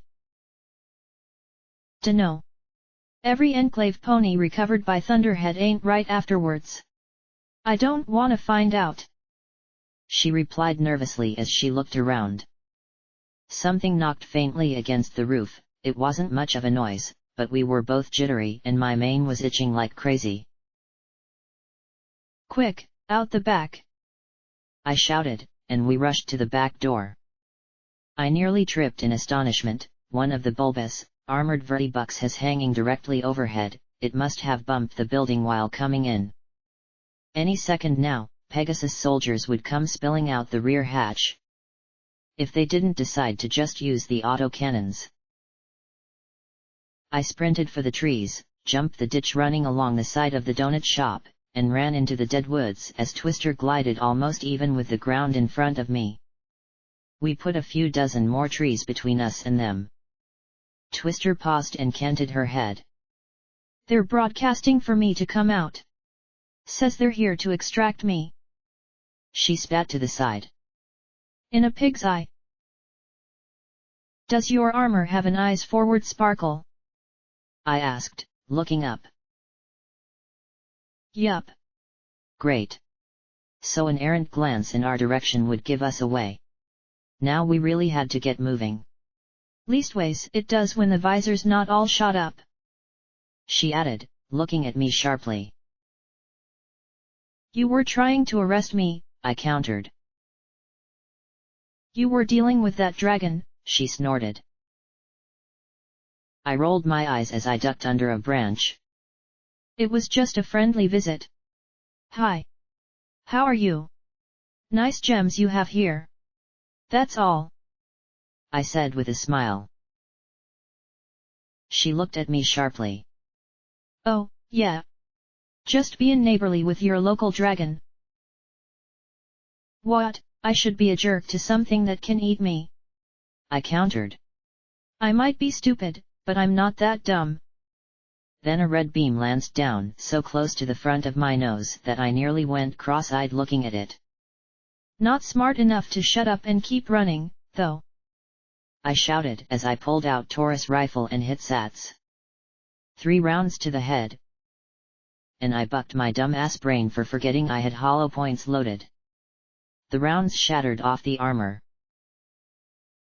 Her crimson beams were definitely more effective as the Thunderhead Enclave peeled off out of her line of fire, their armor smoking and crackling from the damage.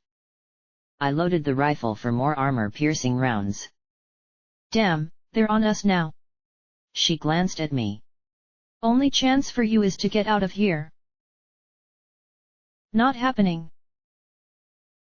She arched a brow skeptically. You don't owe me anything. Quit being so damn stubborn and get. I'll fly circles around these buzzards. Before they shoot you out of the sky, I added for her. I got you into the mess. If I had just shot you in the head, none of this would have happened, I said as I tried to track one of the red bars from behind us. More red bars ahead of us. Damn, did a second vertibuck arrive? Then I glanced over and saw her incredulous look. Well, you would be dead and all, but still. You're one twigged mare, she chuckled as she strafed the sky. Then I frowned. Not of Enclave behind us. But I raised the scope in time to see a ragged pelt, leonine fangs, and a scorpion tail through the trees. New plan. Back to Pony Joe's. Plan? How you figure that's a plan? She asked in bafflement. That's not a plan. It's a direction. I fired the rifle, aiming for the manticore's flank. It let out a roar that was echoed by the rest of its kin.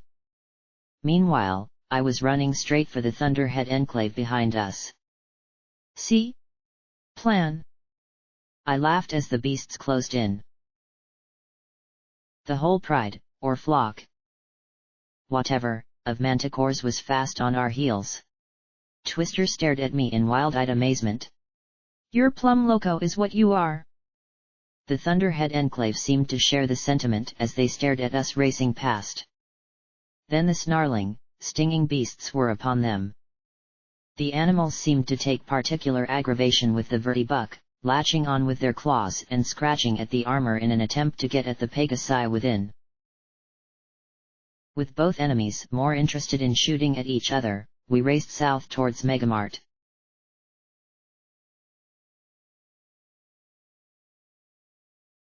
That was insane. Absolutely crazy, Twister said as we trotted towards the overpass between us and Megamart. My treacherous body was already giving me a doozy of a headache. Oh, alcohol, why must you hurt me so? It worked, didn't it? I asked with a shrug. You could have got us shot. Or ate. Or shot while getting ate. She pointed out crossly. I smiled and shrugged. Yeah. But I didn't. Things just sort of work out. Or they don't. And I do my best to live with the mistakes. The really big and terrible mistakes. My whole body shuddered with the force of my yawn. Sweet Celestia, I'm tired. I need a few hours sleep or a few more bottles of Buckweiser. Is this life on the ground? She asked as she looked at the stunted and gnarled trees. This your first time down here? I asked her. She looked a little sheepish and nodded. I sighed and gave a wistful little smile. Pretty much. The wasteland breeds trouble like rad roaches. And Hoofington breeds them like bloat sprites on a dead pony. Thing is, I've also come across things so beautiful they almost hurt. Like the sound of a church full of children singing.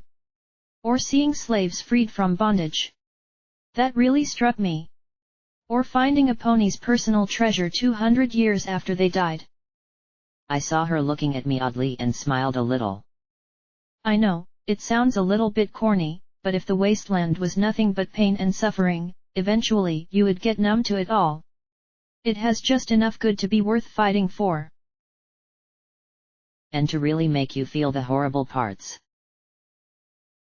I yawned again and put on DJ Pong 3. Pretty soon, I'd be sleepwalking at this rate.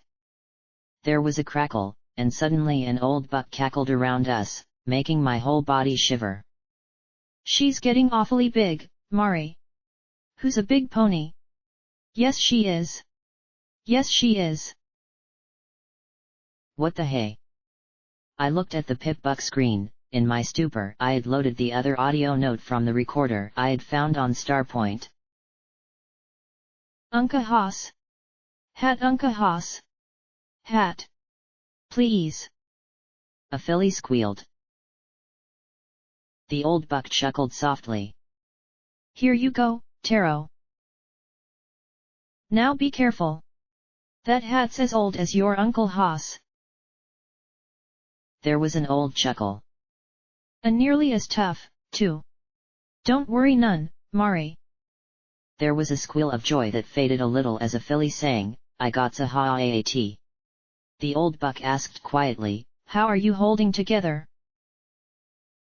Day by day, like every pony, I imagine, Marigold said softly. I keep waking in the middle of the night thinking that we missed the signal and we're going to die. I feel as if, any second, something terrible will happen. Every pony is telling us to get into the city. That the spell shields will keep the bombs out. But I can't leave Star House. Taro loves it there. Spell shields. Horse installed them. One of his first projects as the new director. She snorted scornfully. I hope they work, but Horse's grandstanding isn't doing any pony any good. Well, give an idiot some power and watch him turn into a mule, old Haas grumbled. You still working on your book? Yes, I picked up this recorder. Army surplus, not pretty, but at least I don't have to worry about Taro accidentally breaking it when she plays Star Rangers. She loves that show. There was a pause, then a little sniff followed by a sob. I'm fine. I'm fine. This stupid war's getting in the way of living, Haas muttered. Fortunately, Taro hadn't seemed to notice as she shrieked, oh noes, it's a horn-eating monster. Eee! Mama! It's eating my horn. A pause. Mama! It's eating my horn.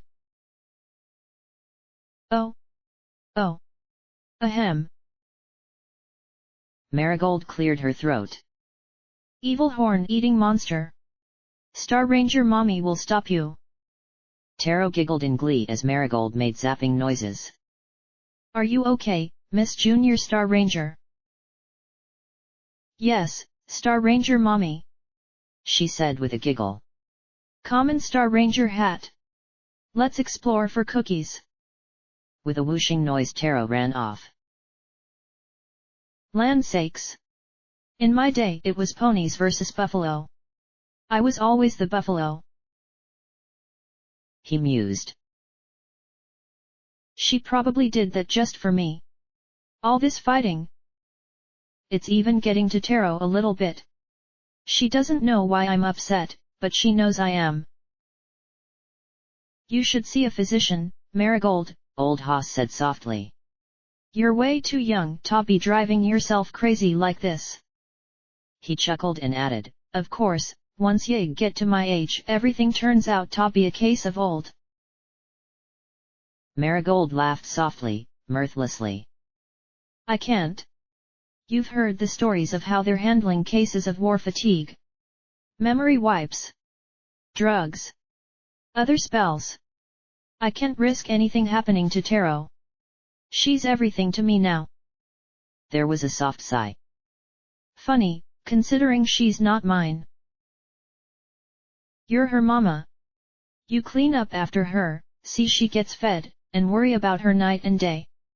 If that ain't a mama, dunno what is. He hesitated, hemming a little before he asked softly, Has her first mama? No, I don't know who she is, and if Fluttershy did what she said she did, I doubt her real mama knows she even is a mother. Marigold let out a sad sigh. She'll never know what a wonderful child she gave up. You're a peach, Marigold. Sometimes though, I wonder. You can't have regrets, Mari. No, not regrets. I just wonder, what would have happened if her mother had kept her? Would I have gone into space again? Would the rocket program have kept going? Would things be different? Marigold sighed softly. I didn't anticipate being a mother. Just being pregnant was scary enough. I thought that I'd have her and that would be that. I never imagined just how much she means to me. Heh. Like I used to tell Mrs. Haas back in the cave pony days, we love em so much so we don't put them on a spit and eat em. They shared a laugh. Then there was a shrill beeping. Oh no, she murmured. My stable pass is active.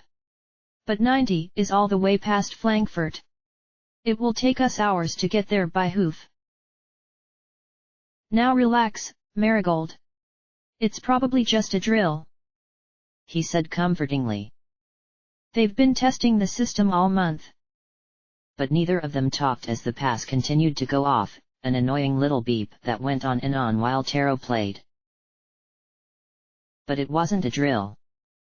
From the direction of the city came the long low wail of a siren. It rose and fell, echoing out over the countryside in a faint, ghostly call.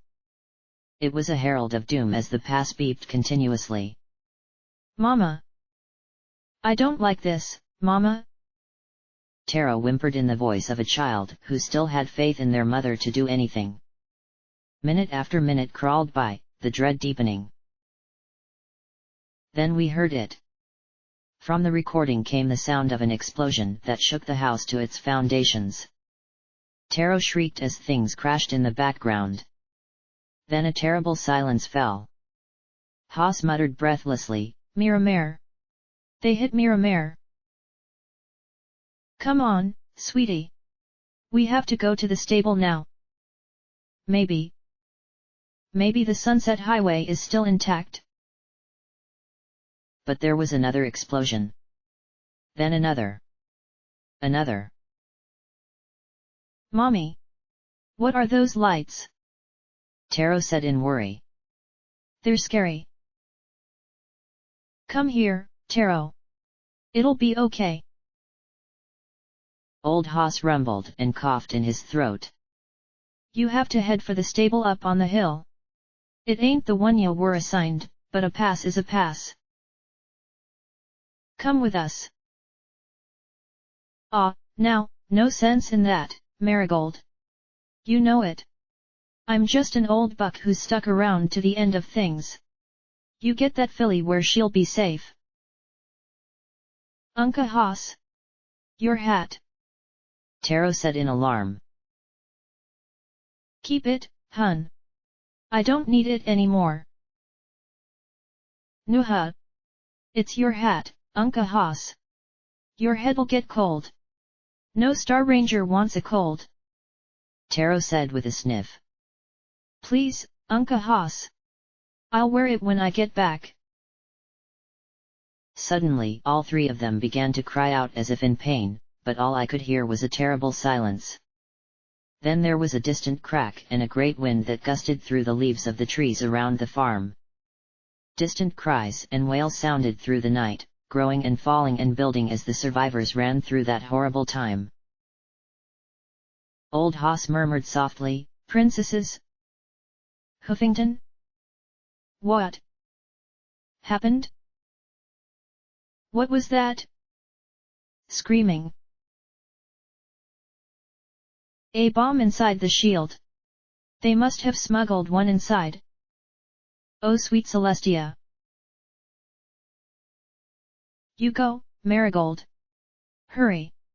Just follow all those ponies. You see to your little one. Thank you.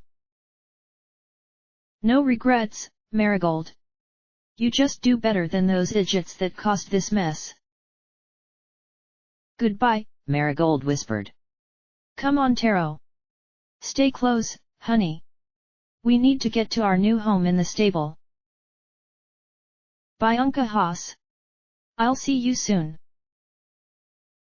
Luna protect us, I hope not, sweetie, Haas said quietly, and faintly I heard the old buck murmur, guess I'll see you soon, Smith. The recording turned to static before it cut out completely. That was what it sounded like when worlds ended. 1 second, you're playing Star Rangers with your foal, visiting a friend. Then you're giving your child away to a complete stranger in the knowledge that she'd die otherwise. I felt shivery all over. What were the odds that the bombs would drop on that day, when they were visiting the farm? If they had been in Star House, they would have gone to the doomed stable 90. What were the chances they'd run across Card Trick, who would take her in as her own? What was the chance that I'd have found this recording when I was so desperate to pull the trigger? How could I have been that much of a fucking idiot? I'd never kill myself now. I might want to, but I'd never be able to throw away a life that was the product of those extraordinary circumstances. The odds were nothing less than miraculous. And I'd almost thrown it all away. I might have thrown away my friends in that moment of horrible weakness. Thank you, Marigold. Haas. Fluttershy. I can't believe that's what it was like, Twister drawled, looking down at my Pip-Buck in astonishment. I mean, we hear about the emergency broadcast and the great recall in school. But hearing those bombs go off. They talked about a scream. What was that? I don't know, I replied, looking at the Lavender Enclave pony. I didn't hear anything. Huffington must have been packed when the bombs went off, if folks thought magic shields would keep them safe, she mused aloud. But it looks like the only thing that worked was closing the sky. Yeah. War's over now, though. You can open it back up again. I muttered as more fat drops of rain started to fall. Her ears drooped a little. Not an option, sorry to say. We need every bit of cloud we can get for food. Sorry. She looked out at the dreary landscape. I never thought it'd look like this, though. I looked at her, this was how Pegasi became Dashites. I could see the guilt on her face, she might have thought it necessary, but she didn't think of it as right. Can I ask you a question? She looked back at me coolly but curiously. Why didn't you just fly off and leave me back at Starpoint? She opened her mouth, then closed it again. I've been out of basic for 2 years now, she said. You know how much action I've seen? 0. We fly around, do our formations, shoot target practice and play the occasional war game. And we're told it's all for our people. She took a deep breath. Fact is that was the first fight that felt like the good fight. She kicked a muddy clod. Like I said. Dirt's making me stupid. Then the Enclave found us. Fortunately, the bars were amber as one landed in front and the other behind. Twister. We found you. Called out a mare. I looked at the scorched armor of the mare with the Gatling beam rifles and the male I had nearly cut. You? Twister's eyes widened in shock. You came after me. Well, of course. Couldn't leave you in the hooves of this surfacer terrorist. The buck growled, his missile launcher pointed right at me. Oh sure, he was brave now that I didn't have a razor-sharp claw to his genitals. Want me to blast her? Make sure she cooperates. No, Boomer. She got me away from the dunderheads. Twister muttered numbly, then shook her head hard. But what are you three doing? We're all contaminated now. Twister pointed out with a glare. Sunset shrugged, a weird sight to see in power armor. We'll say we were looking to kick some dunderhead tail. Get 2 weeks detention. Boomer nodded. Can't toss ye in a cell if we back you up, right?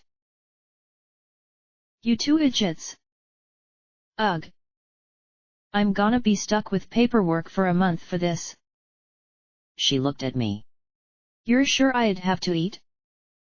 You know. To get sick. Ask your own medics, I replied with a shrug. But you should be fine. What's she talking about? Boomer asked, keeping that missile on me. Nothin', Boomer. Nothin'. She looked at me then smiled. Well. You take care o' yourself, Blackjack. Got to say this has been a hell of a night. From the slightly less dark and gloomy east, I could tell it was nearly morning. Yeah. For me as well.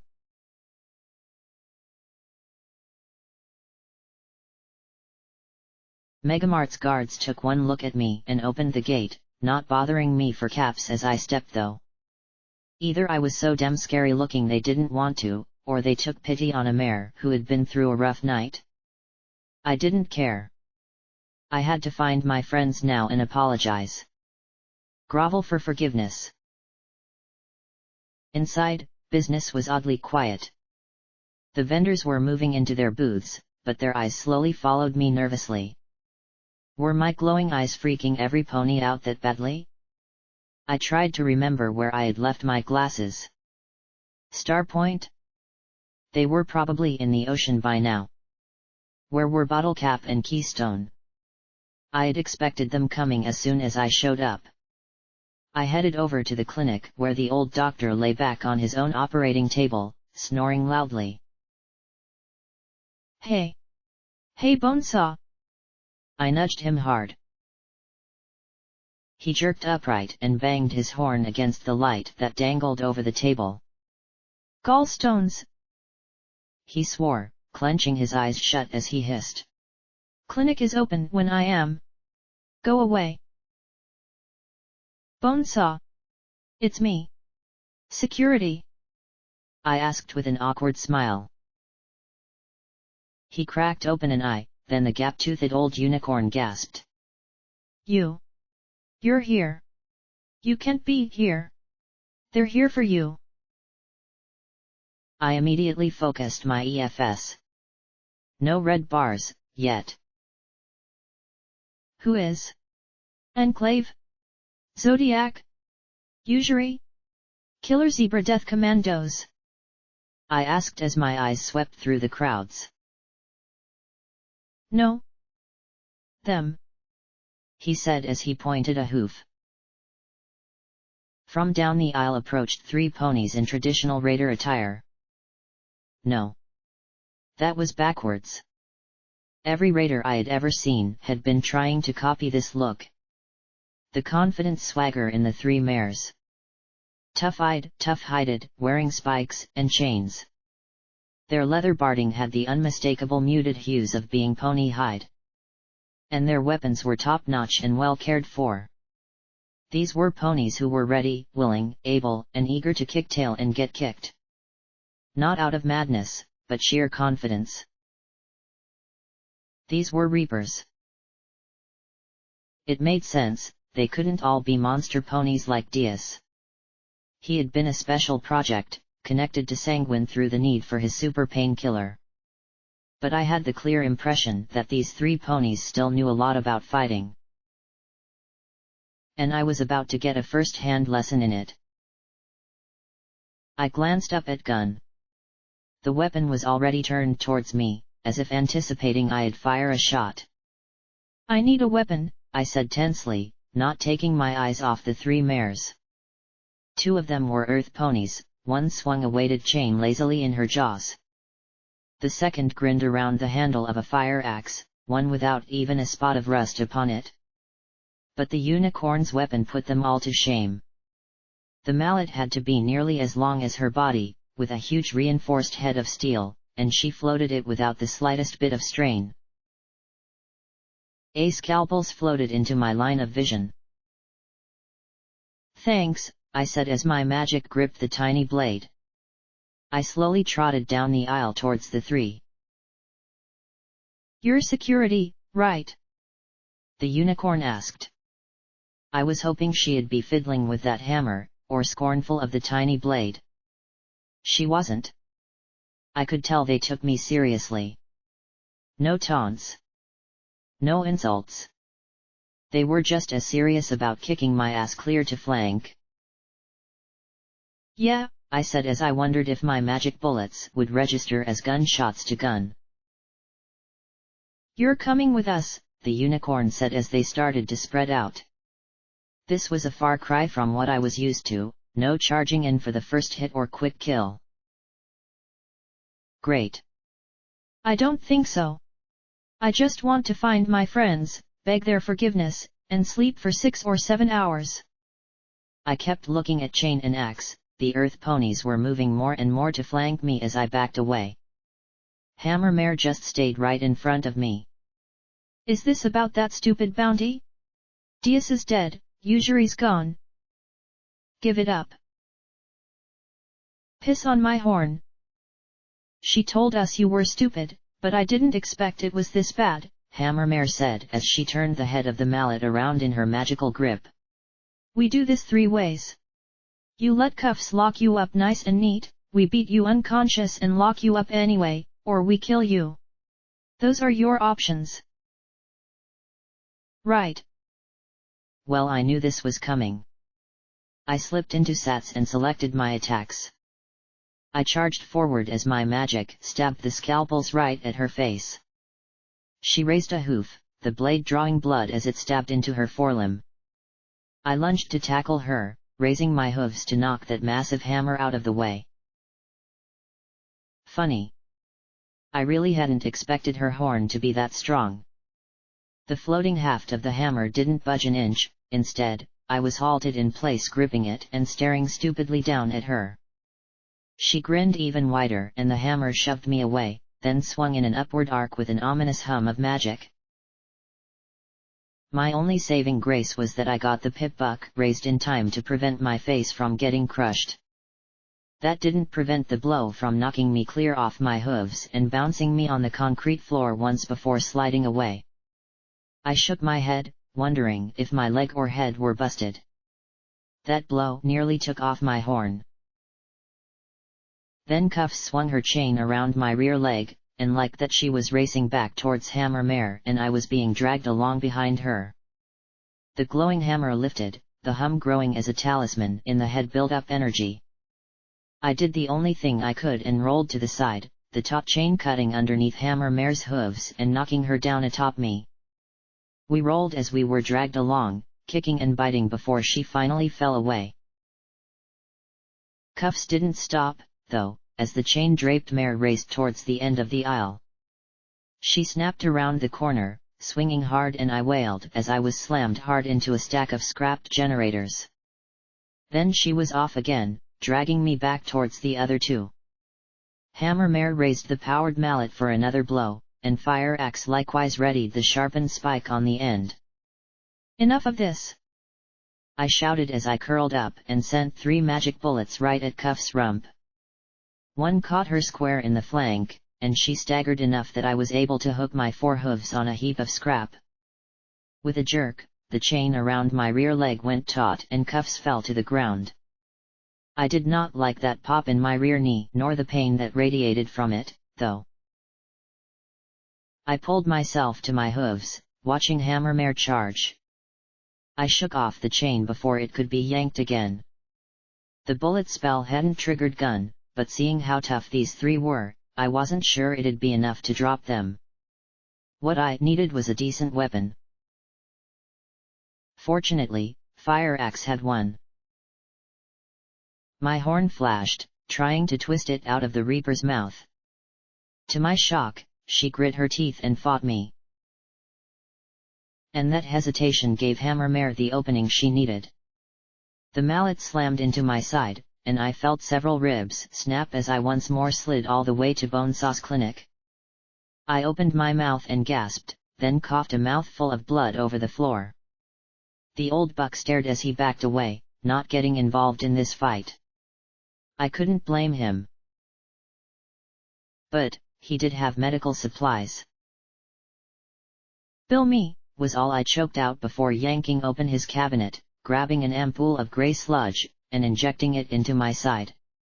At once, I felt the disgusting regenerative potion at work as the hydro mended my ribs and did whatever other damage it was doing.